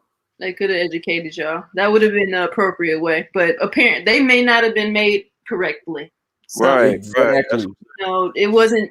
It's not the whole organization. It's sometimes and it's a different era. Like I said, everybody's experience is gonna be different. Once again, we talking about military. We talking about all this stuff. That's just an experience where it was just like, yo, like it put bad blood on. I was just like, no, I'm good. I'm good on all of that. Yeah, I'm good on all of that. So yeah, I hear you. An alpha, huh? I could see you being an alpha. No, it's a fact. Yeah. All them niggas was light skinned. I was like, I'm with it. Well, all the alphas I know are really smart and really successful. Facts. Yeah, that's me too. So hey. Oh, now you identify? No, I'm just playing. Yeah, absolutely. Yep. What they say? So what made you join a frat and go? Well, my dad is a Sigma, so I pretty much kind of grew up around it. And I didn't want to be a Sigma at first, I'll tell you that. I was getting recruited by Q Dogs. Oh. So yeah. But what changed, it was something I heard that changed my mind. And I didn't like it. So I was like, nah, this ain't the way for me. So I spoke with my dad and, asked my dad like why he decided to become a Sigma. And he told me, and like you said, you gotta do your research. So I did my research on my own, and I was like, yeah, this the right fit for me. So I'm a Sigma. But it was cool. Like them boys used to do so much on campus, man. Like, outside of the parties and everything like that. And I come from a small community. Like I told y'all, my hometown got like one traffic light, and it's a blinking red light. So they were real big in the community where we were at. So like, all right, I like this. So hey, Rep, you got a dono in the chat.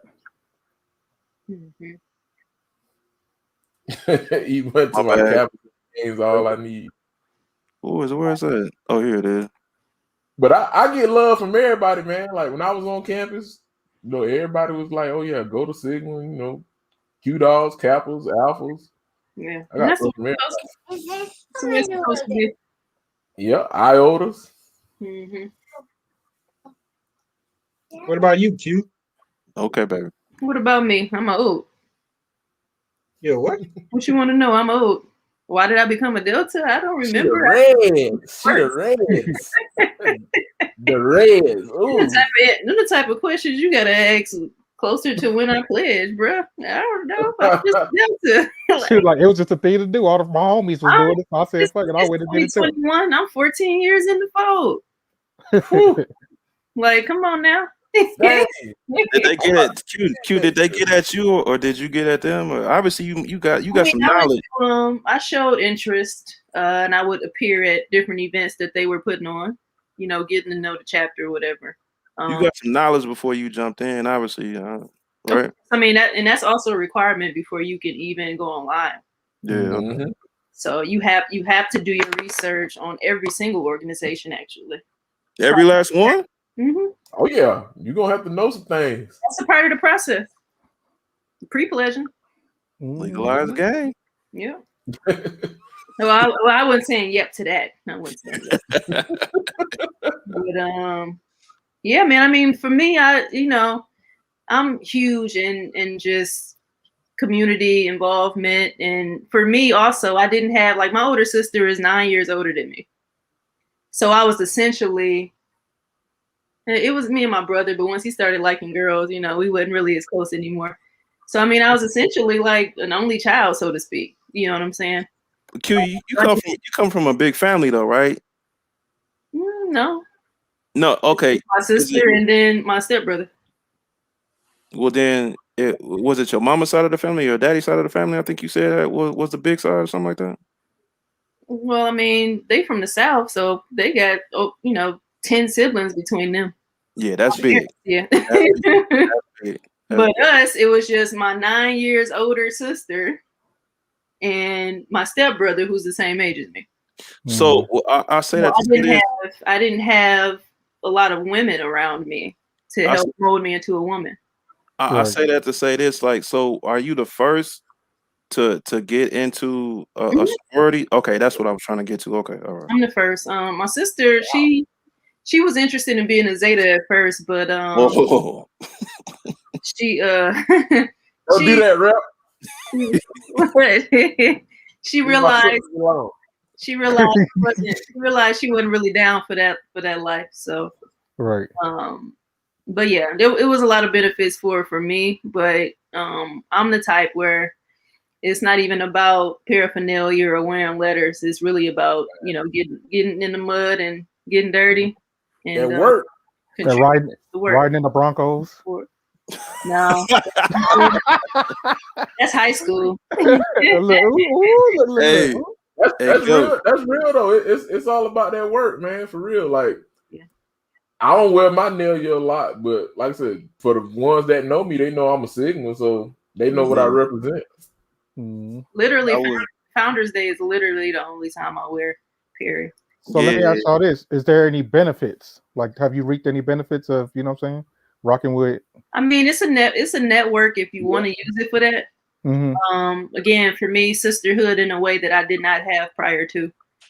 The dynamics of growing as a woman. Right.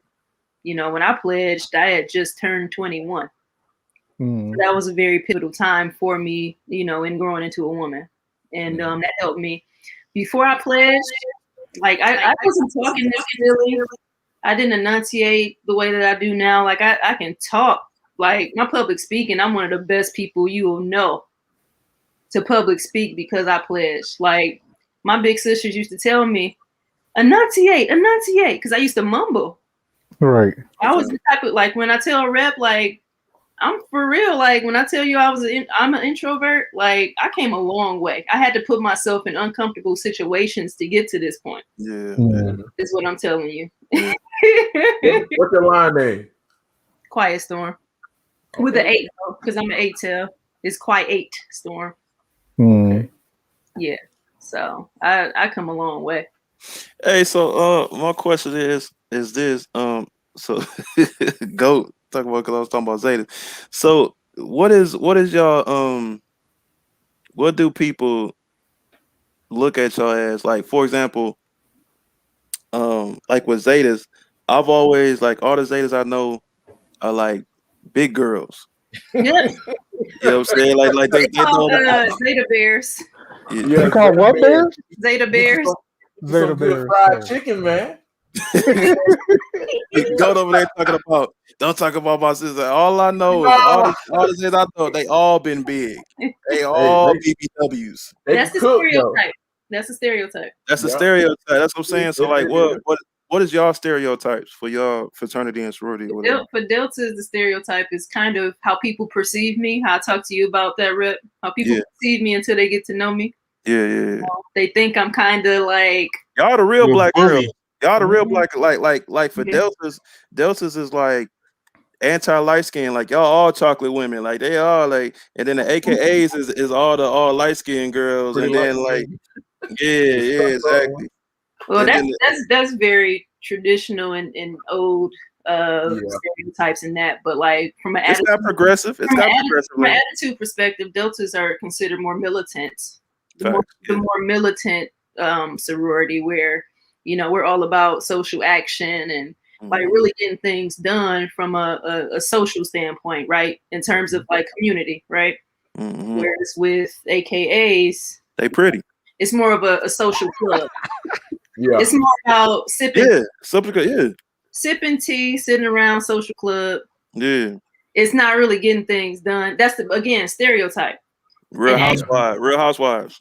The dainty hoes. AKAs and Deltas were the same sorority at first, What? I did not know that. but Yeah, the yeah. Delta Sigma Theta was established because wasn't shit getting done. Mm. Mm-hmm.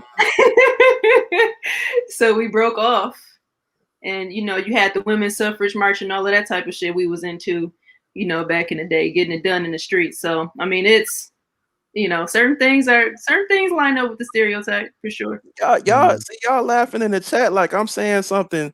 Y'all know I'm telling the truth. That's why y'all laughing. Zetas, I mean, we know all big about the girl. stereotypes though. Like that ain't nothing new. We all know about that. Yeah, that's Yeah. old idea.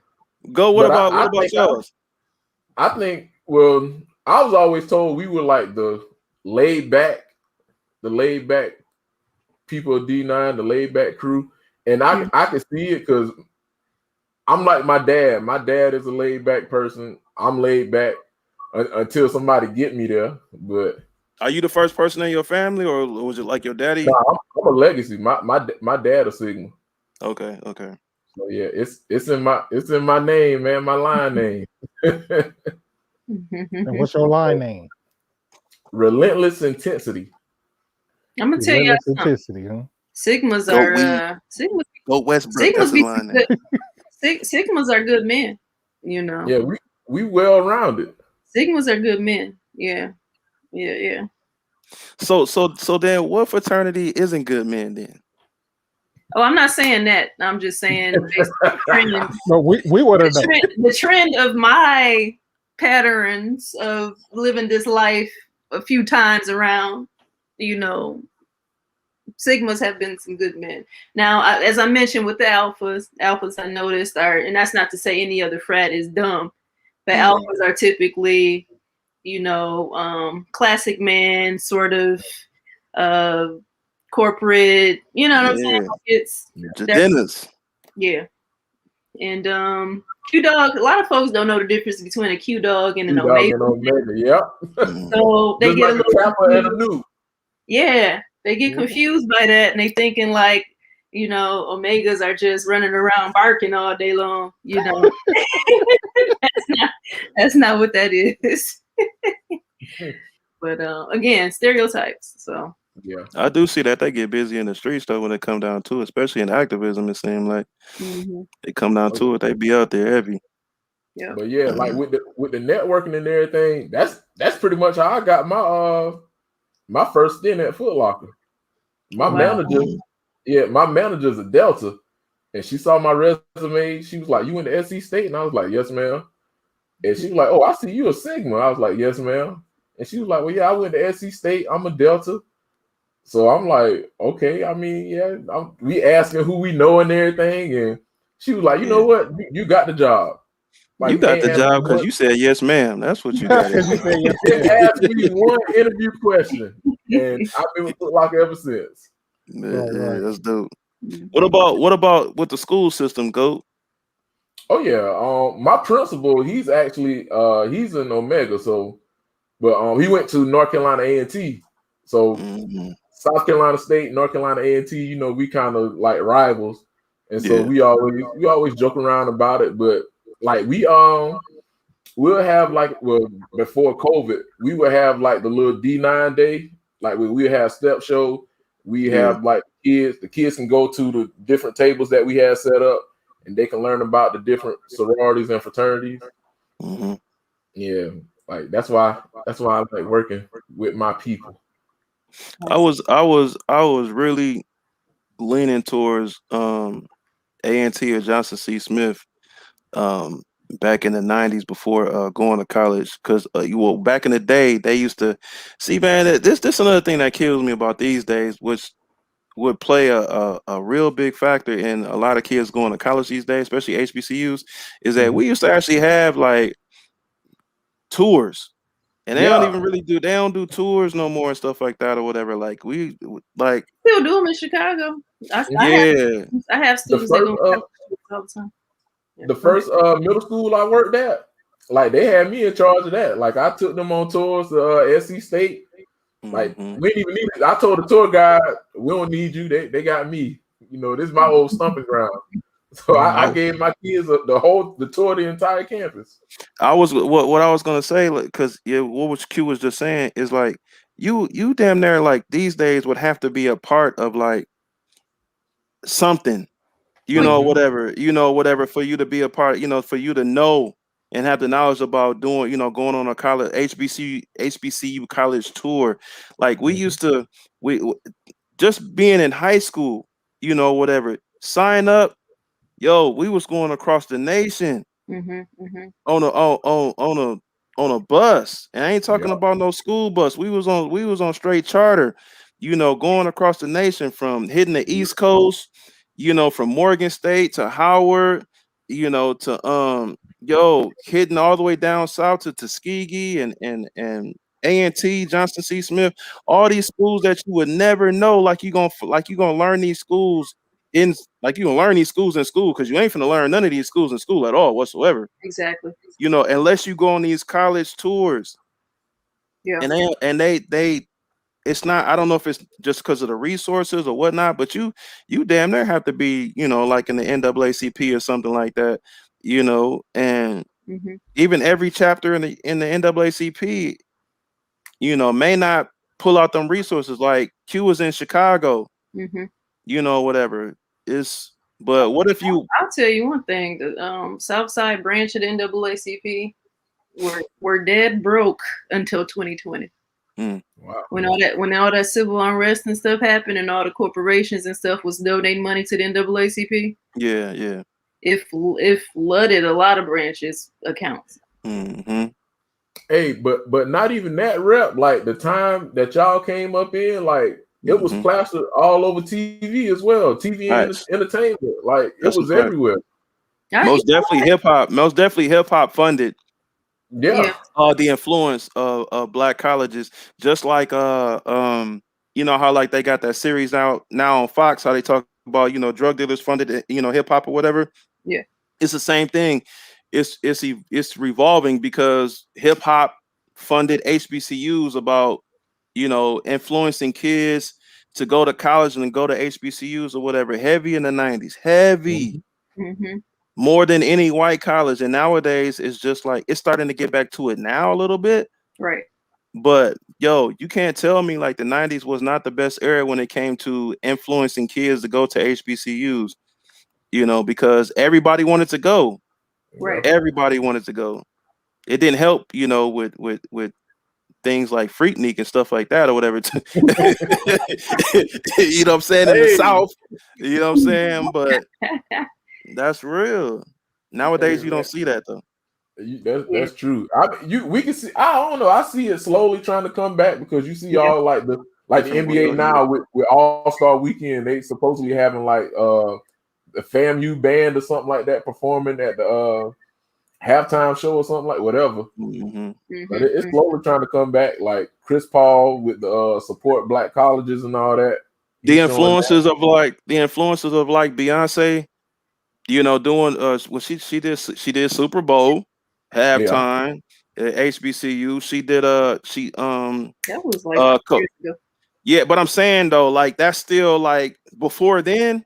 When was you really seeing the influence on a national level like that? You got to have people like Beyonce to have that major, you know what I'm saying? You got to have somebody like Jay-Z to really pull it in. You can't have like a little Uzi Vert or sometimes. you gotta have somebody really influential on the black side and the white side for them to take us serious. That's what I'm saying. You gotta have somebody like Beyonce and Jay-Z to put you on at halftime, you know what I'm saying, the Super Bowl for, you know, to be like, oh man, because otherwise, when you gonna see us? Yeah, I mean, awareness is. Are you classic? awareness makes a difference for sure. I mean, I think about it too. Like I definitely did not take advantage of a black college tour. I wonder if I did, you know, what my fate would have been. You know, I still ended up being the way that I am, even without being at HBCU. But I imagine if I went to HBCU, that's another thing. You know what's crazy? That's another thing for us as black folks. Like, for example, my wife went to Indiana University, but she wanted to go to Grambling. She wanted to go somewhere else too, also as well. But you know, like the influence of a black college compared to a white college is real, because I know a few people that actually went to a white college that wish they went to a black college. But then, for example, like I know one reason for my wife is like the accreditation. Back in the day, the accreditation ain't used to be all that. It's gotten better. It's gotten better nowadays with HBCUs, especially about depending on what you want to do with your career. You know, and what you either accredited or you're not though. Yeah, well, yeah. A few HBCUs was accredited. I know they do, especially in the medical field. Especially in the medical field. I was about to say with certain programs, because I know when I was in school, like our nursing program had lost accreditation or something like that. So a lot of the chicks that I know that were nursing majors, like they transferred. Like, for example, if you want to be a doctor but you want to go to HBCU, you got to go to Xavier. Okay, I see what you mean. You know, as far as HBCUs, yeah, it's not like you can go to Howard but you want to be a doctor. That's not what you go there for. You have to go to Xavier if you want to be a doctor. I hear you. Yeah. You know what I'm saying? Compared to, like, as we know, there's plenty of white schools where you can go there and you can go there and be a doctor, you can be an engineer, you can be a you know what I'm saying? Michigan and Michigan. But no, I mean, HBCUs, I didn't even learn until it was too late anyway, that you actually learn about us there. What? You know, I didn't really think that. I just thought it was just historically black college. I didn't think it was like really, you know, heavy in black education. Oh, facts. Facts. No, I didn't know. My freshman year, we had University 101. They taught us about all that. Like we had I vividly remember this, the Willie Lynch letter. Like we had to learn the ins and outs about that. Like, oh my God. All that stuff, man. I grew up in high school. I grew up with a black history teacher. That was my favorite teacher, like, and any teacher I've ever had. So, like, doing black college tours was because of him. Like, remember back in the day, I don't know if this was for y'all, like, even when Malcolm X came out, you know, we talking early 90s. Yeah. So y'all can figure out how old I am here. You know what I'm saying? Like, yo, we was taking buses as a field trip to the movies to go see Malcolm X. We talking premiere day, Jack. Like, we did everybody running up in here to watch these movies. Like, Spike Lee movies come out, like that was real. Like we was going to the movie. Like, they don't do that type of stuff these days or whatever. Well, they gotta have the movies to come out for these kids to do it. But you know, like, that type of stuff was real. Like, being majorly influenced in your skin was real. I also come from a very segregated city in the nation, so it was majorly influenced where you need to know about the skin that you live in. You know, because if we don't teach you, you ain't never gonna learn. Mm-hmm.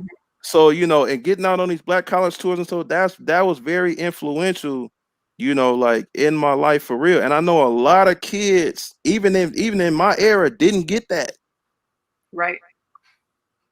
So when you start going to a black college, but you never was taught that about your own skin before you went. It's a huge major culture shock. I be telling people I learned more about our history than I did in high school. Like, right, and that was something that I didn't know until after the fact that that's what you learned there. It's a lot of us where I say prime example. I'll talk about my own kids. My son go to a black college right now. It'll still be a culture shock for him because he didn't grow up around our skin like that. Because I live in San Antonio, so basically he grew up in San Antonio. Yeah. And the majority of the skin color here is close, but they speak a lot of Spanish. But yeah, I mean, with how pro-black that I am, and I didn't go to HBCU. I think about it like, what if I went to HBCU? Like, I would be going super hard in the paint. Like, right. Q would have been Queen Latifah in House Party 2, House Party 3. I know, right? I'd have Sure, been I had a whole crown on. I've been like, hey, brother, is the other man and the brother man brainwashed. You got to read this, that, and the third to get to this, that, and the third. I'll be like, conspiracy. Right. I'll be like, girl, if you don't get off this ice chest and give me a 40. Right. I've been like red fish, blue fish. Nick Nack. Hey, but I had the time of my life, smelling fine. Right. I really had the time of my life though. I didn't think I was gonna make it out at first though. Whew. Well, I was doing everything but the right thing. Man. That's another thing that can catch you about the HBCU too, man. Like you can but that's any school though. Don't get it twisted. Yeah. You know what I'm saying? That's any school. Yo, like it's a whole bunch of white schools that's party schools as well. And they don't discriminate when it comes to the liquor. All right. College in general. Like that's college. Yeah, that's college. You know what I'm saying? Yeah. Because we created our own little HBCU within the white college. Like, yeah, I was just gonna say because I mean my wife talk about it all the time, because they got their own Black Student Union at Indiana University. It's around plenty. I can say this for sure. They got it's for sure like that at plenty of Big Ten conference schools. I held positions in the Black Student Union in undergrad. I was vice president in grad school. So we created our own little HBCU. Like the question I got for y'all real quick, go and I'll let you go. So for example, for Q, because you went to Michigan. So for my wife, at Indiana, they had graduation and then they had Black graduation. Did they have the same thing for y'all? It was integrated. Well, I mean, yeah, it's integrated. Like they had graduation and then they had they own like, hey, we're gonna celebrate our own graduation. I mean, yeah. Listen, if they did, I don't know. I don't know. I mean, we just had graduation. Like, now what you talking about? I don't even know what you're talking about. We walked across the damn stage, and then I went to dinner with my family. Like like you had the regular graduation, then we had the BT graduation. Yeah. Turn up. You know what I'm saying? No, I wasn't there. If that's the case, no. So then going to Michigan, did y'all have your own parties, or did y'all everything was all? We had our own parties, our own events, and then of course with being outside of Delta stuff. Yes, I'm saying I was on the committee of the Black Student Union. Like we put programming on. Okay. This was separate from Greek life, so I mean we had pajama jams and all types of shit. Oh snap! He was out there like higher learning. Hey, so one thing, another question for y'all, and this go for Goat to our guest, because Goat can relate. Now we had parties, But we, going to a HBCU, like HBCU always had like like we talking about A Ball, MJG. We had we had all type of, what I'm saying, black rapper acts, R&B, all stuff like that or whatever. I know it's different when you go to a white school or whatever like that. How was it like going to Michigan? Did y'all have like acts that you could relate to, Q, coming to y'all school? We got, when you say act, you mean like rappers and stuff? Yeah, rappers, R&B, whatever. Hey, Celine Dion, whoever. One of the organizations that I helped create, we actually had Common come and perform. That's dope. Yeah. White folks love Common too, but so like I don't think he mean. I don't think he meant it like that. I don't know what he's talking about. I don't know. I think he asking, did you guys have like a group of people? You know what I'm saying? You guys being black and y'all went and did nigga shit. Yeah, I mean, I could have went to jail. I could have went to jail a couple of times. I mean, did y'all? Common is dope, most definitely. But why y'all think it's different? This is why I don't know what you're talking about, because it's literally not different. It's just not HBCU. Right, that's what I'm saying. So I'm like, for example, going to a HBCU, like we wasn't gonna have like New Kids on the Block coming to the school. Yeah, you know what I'm saying? Right. Hey, Vanilla Ice at that time might have got a pat. But we ain't have a like instinct coming to the school or whatever like that. The Like white organizations wanted to see that, but I mean, when we put our events on, then of course we brought in the black folk. Like what type of black? That's what I'm saying. Like, what acts did y'all have come in? Did y'all have like Hootie and the Blowfish? Like, yeah.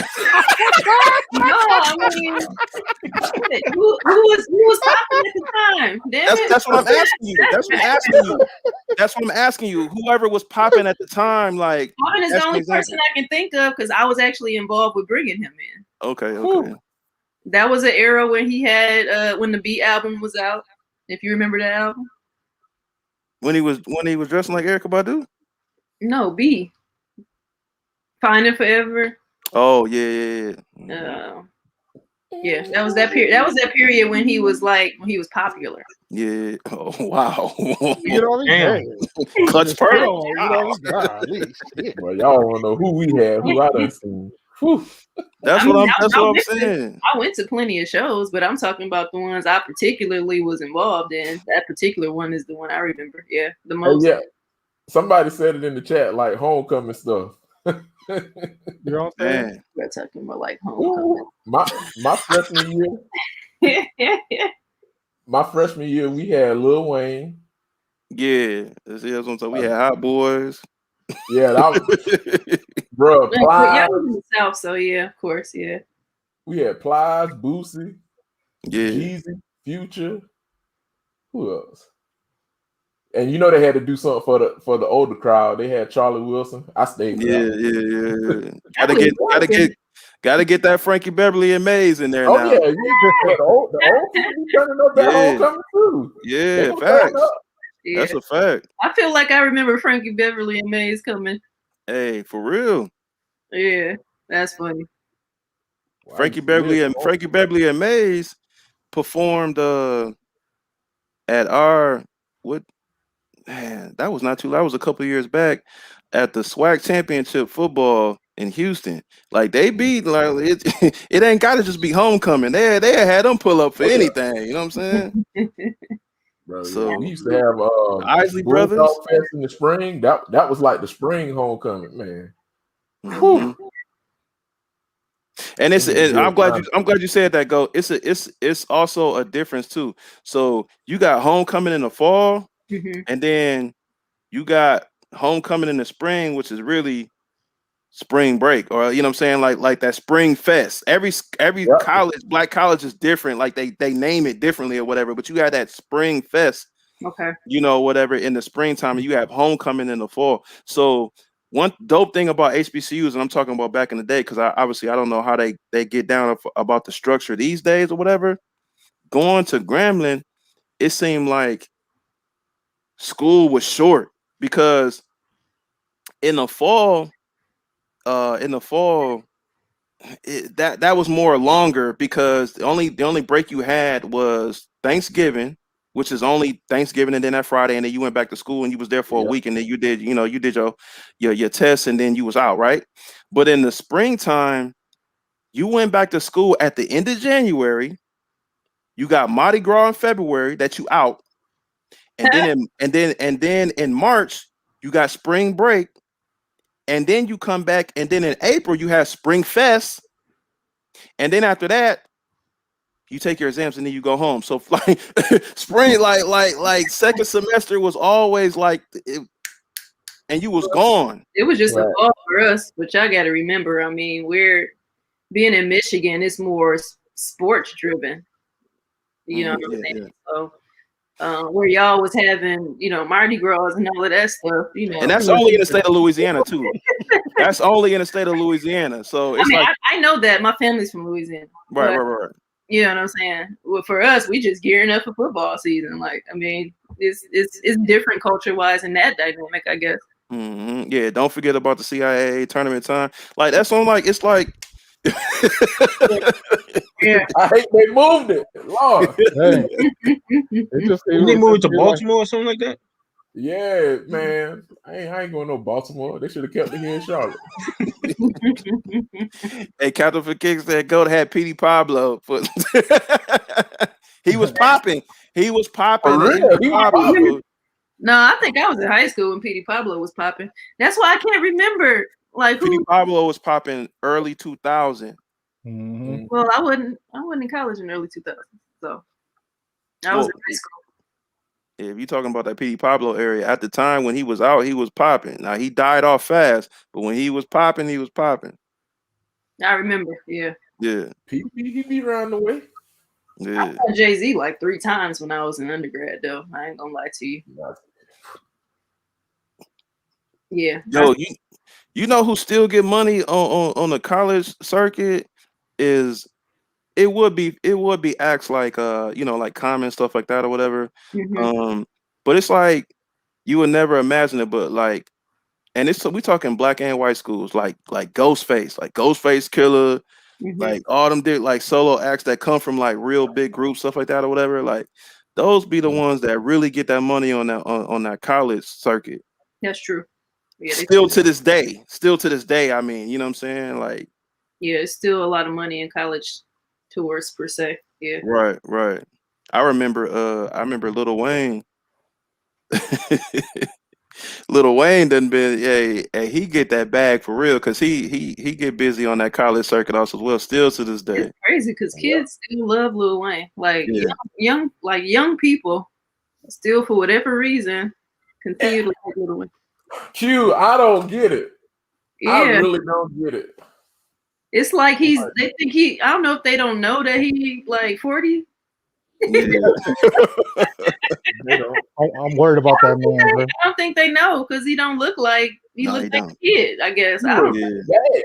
He does look. He does look terrible. He do look bad, but he a little dude though. Yeah, he's little. Yeah, he a little dude. I think he just need to go ahead and cut the hair and let it go. That hair. Hey, somebody said because the little 2 pieces behind his head are so mixed together. They said that looked like 2 pieces of fried catfish. Let it go. You gotta find that meme and send it to y'all. It's hilarious.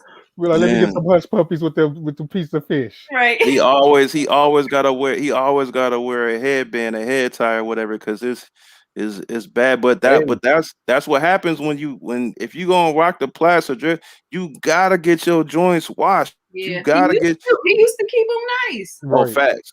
That's what happens when you disrespect the ancestors, talking about you ain't never been through no racism. Yeah. And you he from Third Ward, Louisiana? Yes. Yeah. 17. Come on, bro. Yeah. The ancestors stand his behind up. That's what they do. But once you out of touch, you can be on the pavement all your life, but once you out of touch, it's different. It's different. How can you be that out of touch though? Coming from where you from? Exactly. That money can make you out of touch. When you live differently, that money can it can. Yeah. Right. Not saying that it will. Like you can be the most. Jay-Z a billionaire. You know what I'm saying? But he's still in touch to what's going on. Like the drugs play a major influence. that is a fact. Yeah. The drugs play a major influence, especially when you're rich. Yeah. And you got a major drug habit, you can get out of touch real fast. Yeah, it's sad. It's sad though, because he's a bright dude. That's a fact. That's another situation where it's God given talent. Yeah. Well, no. No, that's God given talent. He put time in the gym for them skills. If y'all remember, he was dropping mixtapes like every week. Man, He was putting work in. He was putting work in, and he ain't never used a pen like that. That's God given talent. Jay-Z, same situation. Like you ain't use a pen like that. No, well, that part ain't for real. The Wayne that became popular was the no pen myth dude. But we talking about if you follow Lil Wayne from the Hot Boys days. He was still using the pen then, but I'm saying though, like as a young boy, being able to spit the way that he spit. But he worked to get there though. Like I don't consider Wayne God given talent. He worked very hard to get to that skill set. Wayne was cold at 12. He was cold, but not on the Carter 2 level. Whew, don't talk about the Carter 2. Oh Lord. Yeah, you gotta live. You gotta. That's one of the greatest right there. And you have to have had Block is Hot. Now, if you don't know about the Block is Hot album, yeah, Carter 1 is better than Carter 2 to me. Then you'll think Carter. You say what? What'd he say? I like Carter 1 better than 2. No. I like 1, but 2 was not saying I don't like 2 because I love 2, but I'm saying I like 1 better than 2. Yeah. Yeah. 2, I like 2 better. I like 2 better. Yeah, 2 just made me. I was just like, oh, he for real now. Exactly. Yeah. 2 even got Jay-Z involved. He said he evolved. Yeah. Yeah, it was like he went Super Saiyan. Yeah, I was telling my coworkers, like I vividly remember the first time I heard the Carter 2. I remember it just like the first time I remember Goku turning Super Saiyan. Fact. Oh my God. Now you don't want to go there. We can go there, boy. Woo. Hey, I was in college. I was in college when I got exposed to Dragon Ball Z. Oh no, we're not talking about no damn Dragon Ball Z. I'm just saying we gonna go there. Talk about some change in the nigga life. I was like, oh my God, what is we watching right now? For real. This nigga just turned on fire. But yeah, I mean, that's how it was. Like, and it took like 12 episodes. We like, he for real. Right. Super Saiyan. But yeah, that's like the evolution of Lil Wayne. It's like you seen it. You know what I'm saying? So when you seen it was like, yo, this nigga. But y'all know why. Y'all know why he worked hard to get to that point, right? Why? What you mean?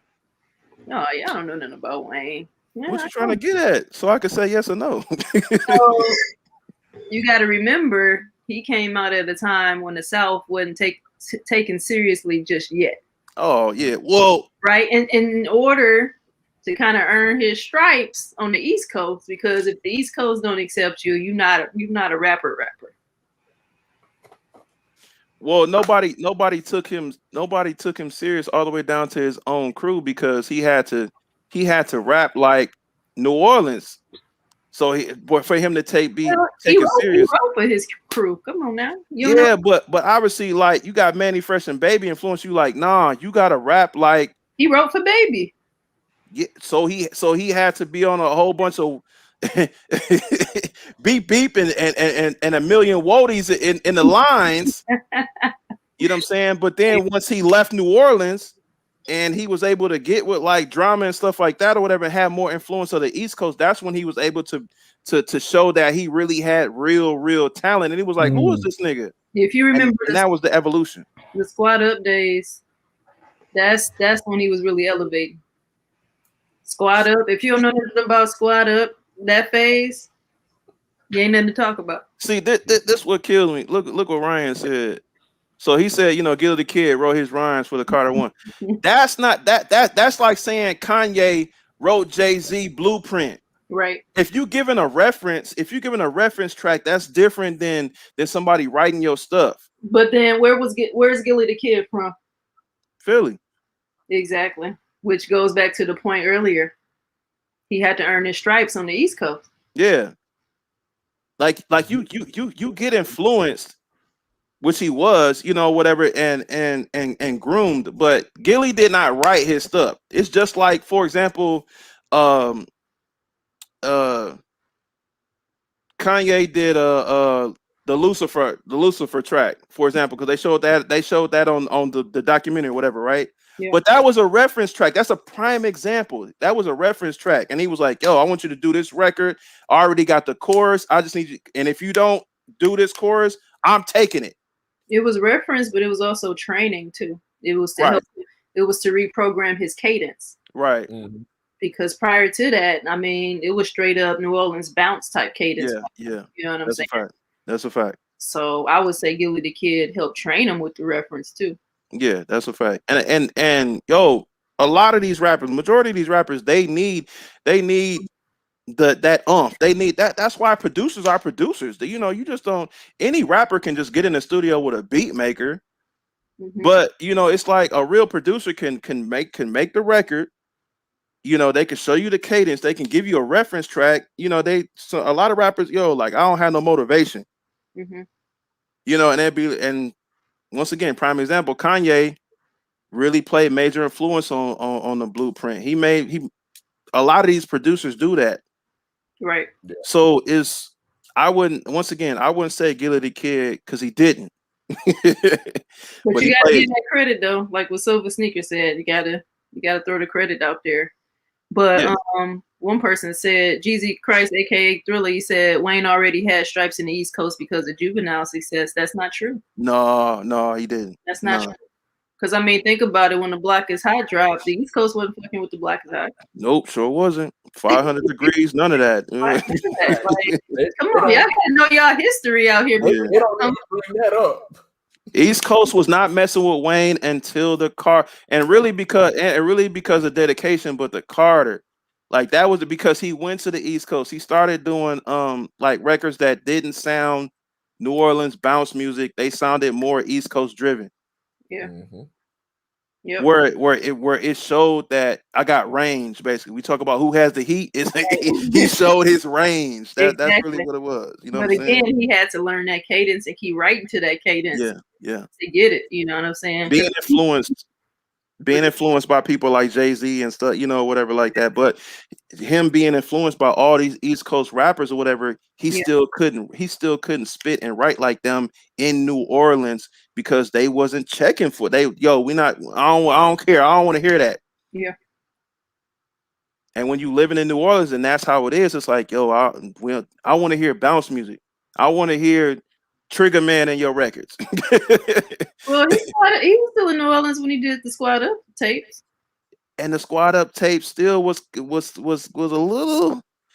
Man, I Once mean, again, of course, it was still gonna have a New Orleans bounce to it because he was trying to transition. But that's you ain't just gonna make the switch, like, oh right? yeah. Oh yeah, that's a fact. That's just like in New Orleans, nobody was checking for Master P until he got lit.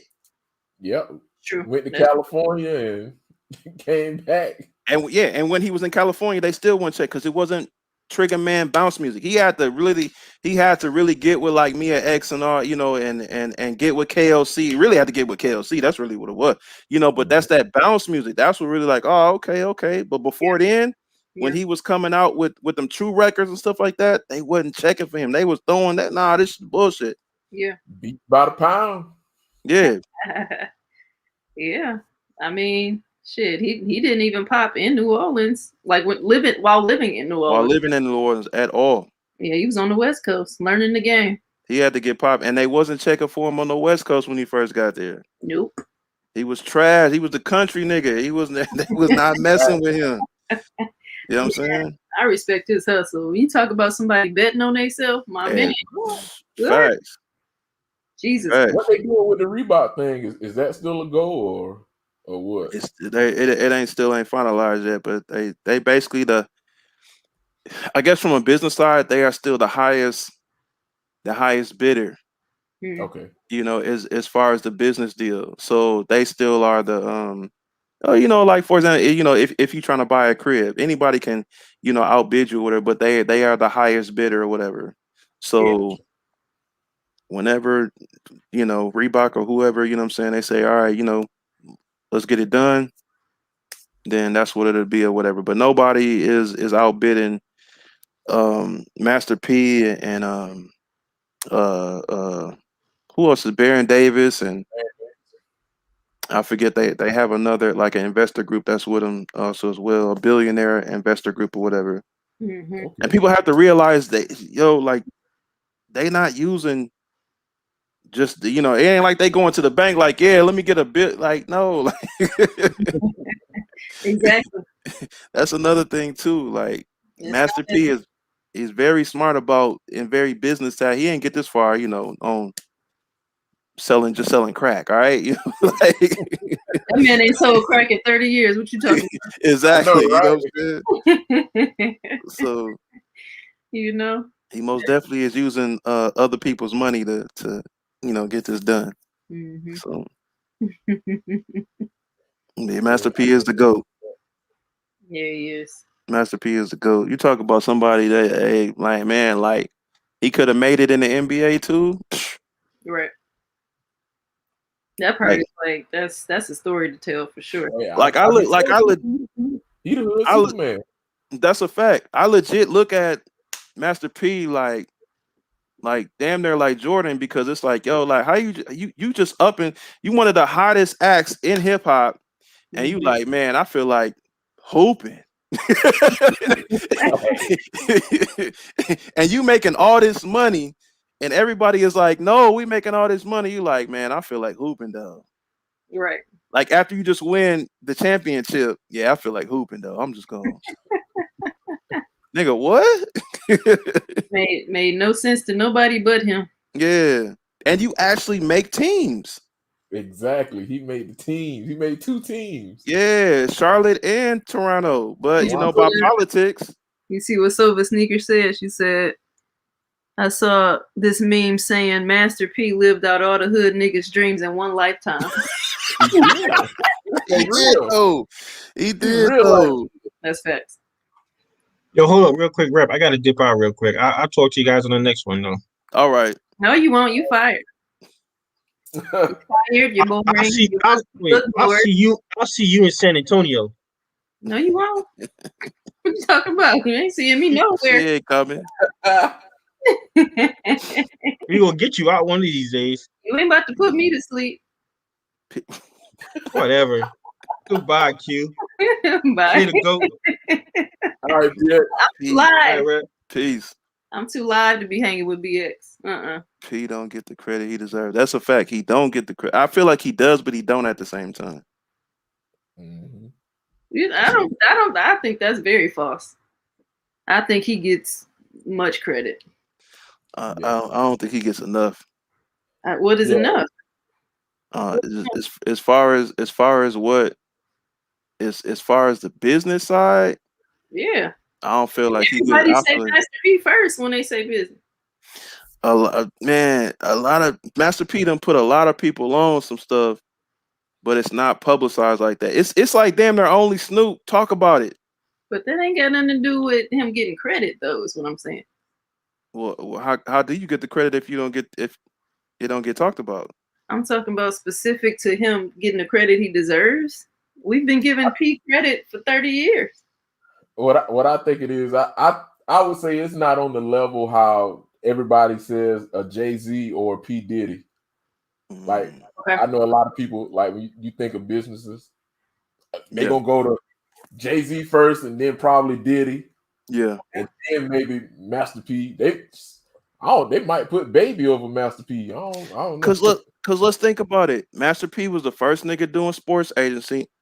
Then then you got like Rock Nation, all them doing that stuff right now, right? Mm-hmm. You got like P had a telecommunication company back in the 90s. Like you know what I'm saying? Like he was he was really Bell South. Right.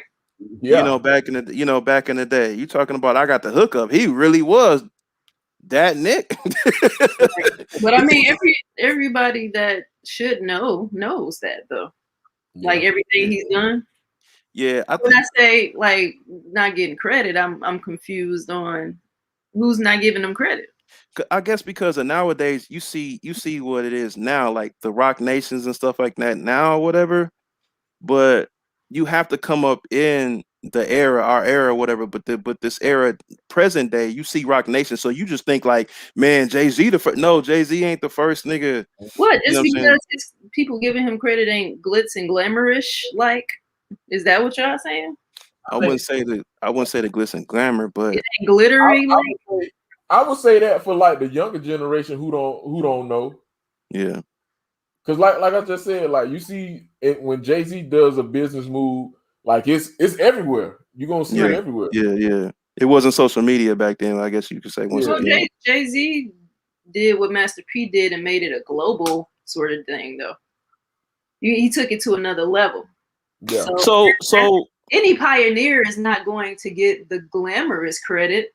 So then I guess we can say like Master P is like equivalent to like Bird and Magic, but then Jay-Z is like the Michael Jordan, the Dream Team, the go. Yeah, exactly. I think that's exactly how the best, in terms of because Magic and Jordan, Magic and Bird, they put the NBA on the map. Right, and everybody that should know that knows that. Right, so the credit is there. Young niggas don't. You think about the cameras and the flashing and the posters and all of that. You think of Jordan. These young niggas don't. They think, oh man, Jordan was it? Nah, Jordan was. Shoot. These kids, Jordan did take us out of time. Jordan played against plumbers, and oh my god. Yeah, Jordan didn't know. He didn't play against plumbers, but his competition is definitely not like today's competition. Oh yeah, it ain't like today's, but I ain't gonna say he played against plumbers. He didn't play against plumbers, but he was close. He was close to it. The transition of the league, because like I said, we were talking earlier, they would say, oh, Jordan can't be a franchise player and take the team to a championship because he's a guard because it was a big man dominant league at the time, and now the transition of it being a guards league compared to a big man league because the big man is an endangered species these days. Mm-hmm.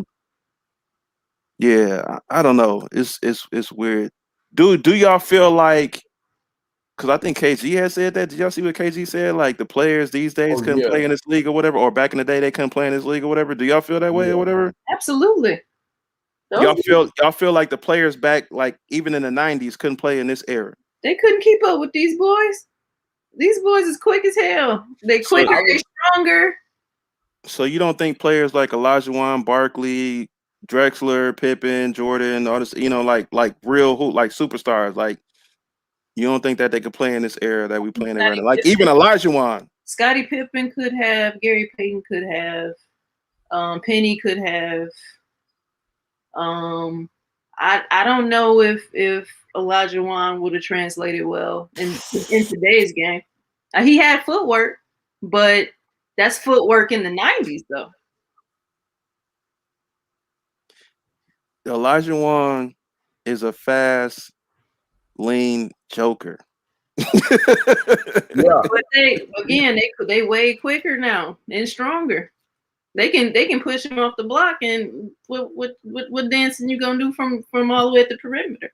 Joker is a slow big man that gets busy, and we talking about somebody faster and leaner. Now, somebody said Ewing. I'll take Olajuwon over Ewing. Heck yeah, Ewing. If we had to choose between the two, Olajuwon for sure. Ewing would be. I'm about to be disrespectful, but Ewing would be JaVale McGee. Yeah, I think that's he beat JaVale. He beat JaVale McGee. And that's what I'm saying. I'm about to be disrespectful. I hate saying it, but it's the truth, though. He would beat JaVale McGee. Yeah, I'm glad. I think the early 90s, like, of course, you got all the more athletic wings, like you said, like a Scottie Pippen or Gary Payton. Definitely Jordan. Jordan probably would have averaged 40. Yeah. With today's rules, Yeah. He would have got off. Yeah, he would It have. wouldn't be so many in the early 90s, but I say like the late 90s when you get to like your Vince Carters and your Tracy McGrady's and when you get to those cats, then yeah. I don't think Sean Kemp would have been disciplined enough to make it in this era. Nah, he would have been OJ Mayo and Larry Sanders. That A lot of like Mark Price and those guys. I don't know. Oh yeah, John Stockton out of there. I don't know if they'd have made it. I don't know about saying that about John Stockton. John Stockton would have been a better Rubio. He would have been a better Rubio. About that. I don't know about that. Passing the ball? Yeah, I'm not talking about passing. I'm talking about like athleticism. No. I'm talking. You can't talk about this era without talking about athleticism. Like you gotta think about that first. I understand that, but what I'm saying, are we talking about taking that man's game from that era and implementing it into this time? That's what we're talking about. But it has to be. You have to consider athleticism, which is why we would choose Olajuwon over Patrick Ewing, right? Yeah, well, John Stockton with no pump. You have to consider that. Yeah, it's tough. I'm thinking like a Steve Nash, and Steve Nash couldn't guard a chair out there in the NBA. Well, he was more offensive. Like it's. That's what I'm saying. That offense, like like John Stockton defense, he still was a. I mean, he used to put fits into Gary Payton, but like as far as athleticism, it wouldn't have been there, but it would have been more attributes that would have flourished in this era. Like he wouldn't have the athleticism, but hey, I got all the rest of this though. It wouldn't have been enough, man. Because I mean, think about it. Even the shooters in the league now have to have some level of athleticism now. Think about Steph Curry. Yeah, he could probably step back there and shoot all night, but when push come to shove, he can dance on you and get to the cup. He has that ability. That's a tough one. Stockton is a tough one. Stockton is a tough one for real, man. I'm trying to think of who else. Stockton would be limited. He could be successful, but I think he would be limited. But from an athletic standpoint. I don't know. Thinking about what KG said, I think it's more than what he think it is that could probably play in today's league, though. Tim Duncan would still be a problem. KG would still be a problem. For sure. But I mean, they came in the league when their positions was starting to change anyway. Man, KG came in 95. I'm saying KG, if you remember, and I'm sure you do, he changed the game for his position. Yeah, like the stretch four, like fours going out on the perimeter. And then we talk about, and then so people got this messed up too. Because Isaiah did bring that up. Like you can go all the way back to the Kevin McHale's and the Bill Lambiers. They were stretch fours in their days too in the 80s. Because they was popping that thing back then too. No pause. I love Bill Lambier and what's my man Dennis whatever. Not Dennis Rodman. What's my boy name? Dennis Johnson. Damn. Rick Mahorn? Yes, Rick Mahorn. But in this era, nah. Rick Mahorn couldn't shoot. Bill Lambier could shoot from the outside. Listen, I'm talking about them bodies they was carrying. But see, that's today's rule. Today's rule. We go back to talking about Olajuwon. We still got players in the league right now like Kristoff. Yeah, you know what I'm saying? That's what I'm saying. Like Kristoff, like you can't tell me Olajuwon wouldn't make it, and we got players like Kristoff. Kristoff is a child of KG. Facts. I mean, if you had to, from a skills perspective, he could get off in that way. Yeah, I'm looking at Olajuwon, man. That's what I'm saying. He'd be a faster joker, man. I'm telling you, Olajuwon would be that. I'm telling you, he'd be a problem. I think we agreed on Olajuwon, though. We agreed on that one. Well, at first you didn't. somebody put Patrick Ewing in there. I was like, oh yeah, Patrick Ewing. I was like, oh yeah, you're right, Olajuwon then, because Chris Webber would have been the first Durant I'm going to No. bed, man. I'm going to bed. Who said that? Let me see. Ryan said that. Where is that? Oh, you a fool. The first Durant, no, not Chris Webber. Oh, you wildin'. And that's Michigan right there, but I ain't nah. No. Somebody I said always Rick said Warren when I was think of made up. like the first Durant, I always think of T-Mac. Yeah. Because T-Mac was like 6'9", 6'10", and just Yeah. Straight out of high school. Yeah, T-Mac was Him and Vince Carter was cousins. Like, come on, man. Mhm. Like, I'm talking, but T-Mac in the Rockets days though. shit, T-Mac in the Orlando days too. Yeah, he was tough in Orlando. Yeah.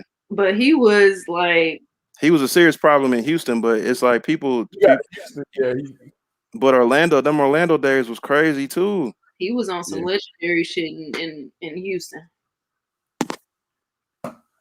I'm trying to think of who else.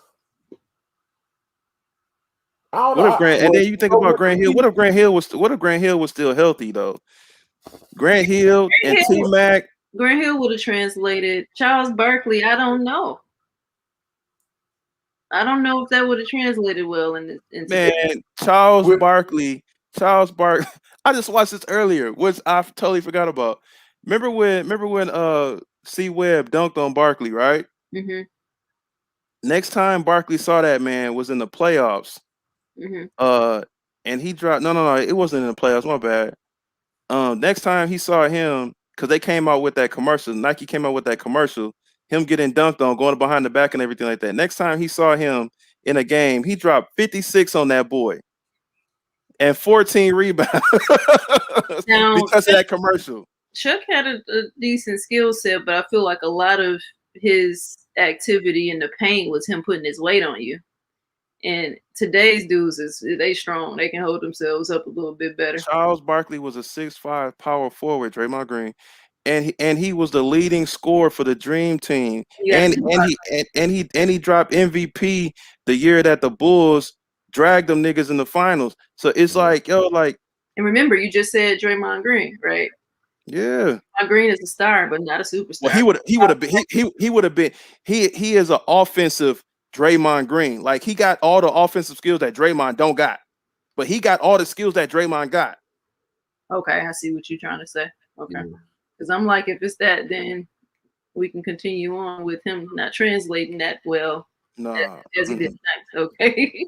You talk about if Draymond Green had Charles Barkley offensive skills, but still had what he got now. Exactly. Boy. Come on. And matter of fact, Draymond Green don't even rebound like Barkley. That's true. Now here's the thing too. Somebody said Barkley will bully these guys today. I don't know. They stronger, faster, better. He would be able to bully him, but it would be a back and forth. It wouldn't be like how he used to be. Like Charles Barkley could talk that talk also as well. He could talk that, but he could back it up, which he did. Right.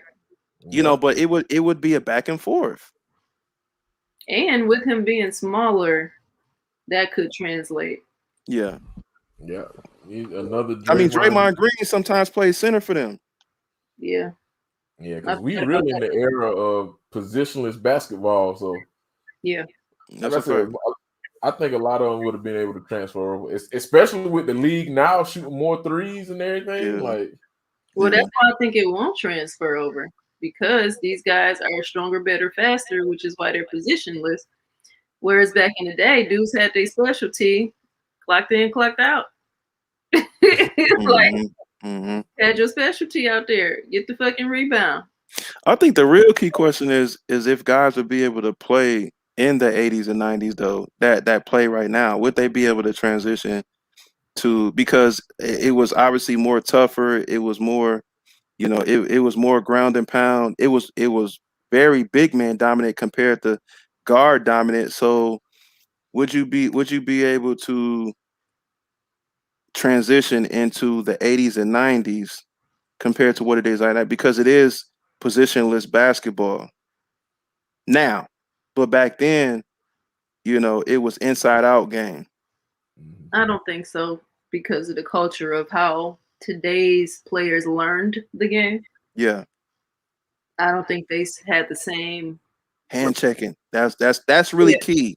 That's really key because that's what you take the Jordan era with hand checking, and then you remove hand and defensive and zone defense because they implemented zone defense, and that's why Golden State is upper echelon because they implemented zone defense. The second they implemented that into the NBA, they became premier, and that's why they started small ball. And hand checking is a street ballers thing.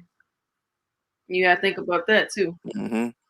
You know what I'm saying? That's the point I was trying to get to when I was saying like the dudes that play today, they don't have the same upbringing and how they learned the game. Yeah. Like the dudes from back in the day, because a lot of street ball, roughing each other up. That was a part of how they learned the game back then. These guys today, they're a little bit more pacified. Now they're still stronger, better, faster today. Yeah. But they ain't used to somebody just, backing them down. They ain't used to that shit. Mr. J the Six said, "I would love to see Anthony Davis in the bad boy on the bad boy Pistons. Anthony Davis from Chicago, he would be all right." Now Anthony Davis is frail. Do y'all see how he's very skilled, but do y'all see how frail he moves? Like his body is like it's lanky. He's too lanky to be a bad boy Piston. We got a Kevin Durant situation. I was yeah. Well, I think okay. For me, like Kevin Garnett is the Little Wayne for these niggas. Like we talking about AD and stuff like that or whatever. Like he is the first one because Kevin Durant used to be like 80 pounds soaking wet in '96 for the Minnesota Timberwolves, and he was getting bullied around, but still had the attitude, the Chicago, attitude, with his game or whatever. But he still was getting punked. That's also yeah. But that's also one of the reasons why he developed a mid-range shot, though. He had to.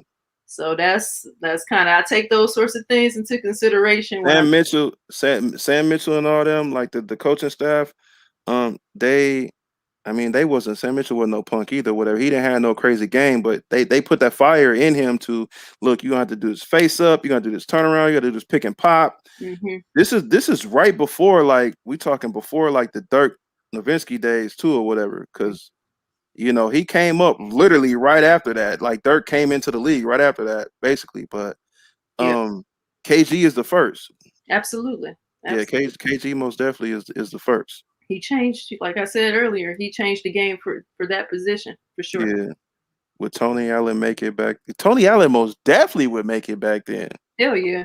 That's his era. That's the area he was supposed to be in. They ain't know what to do with him in these new Tony Allen, another from Chicago. That's another person from Chicago. Yeah. And people know him. That's another guy from Chicago. He all defense.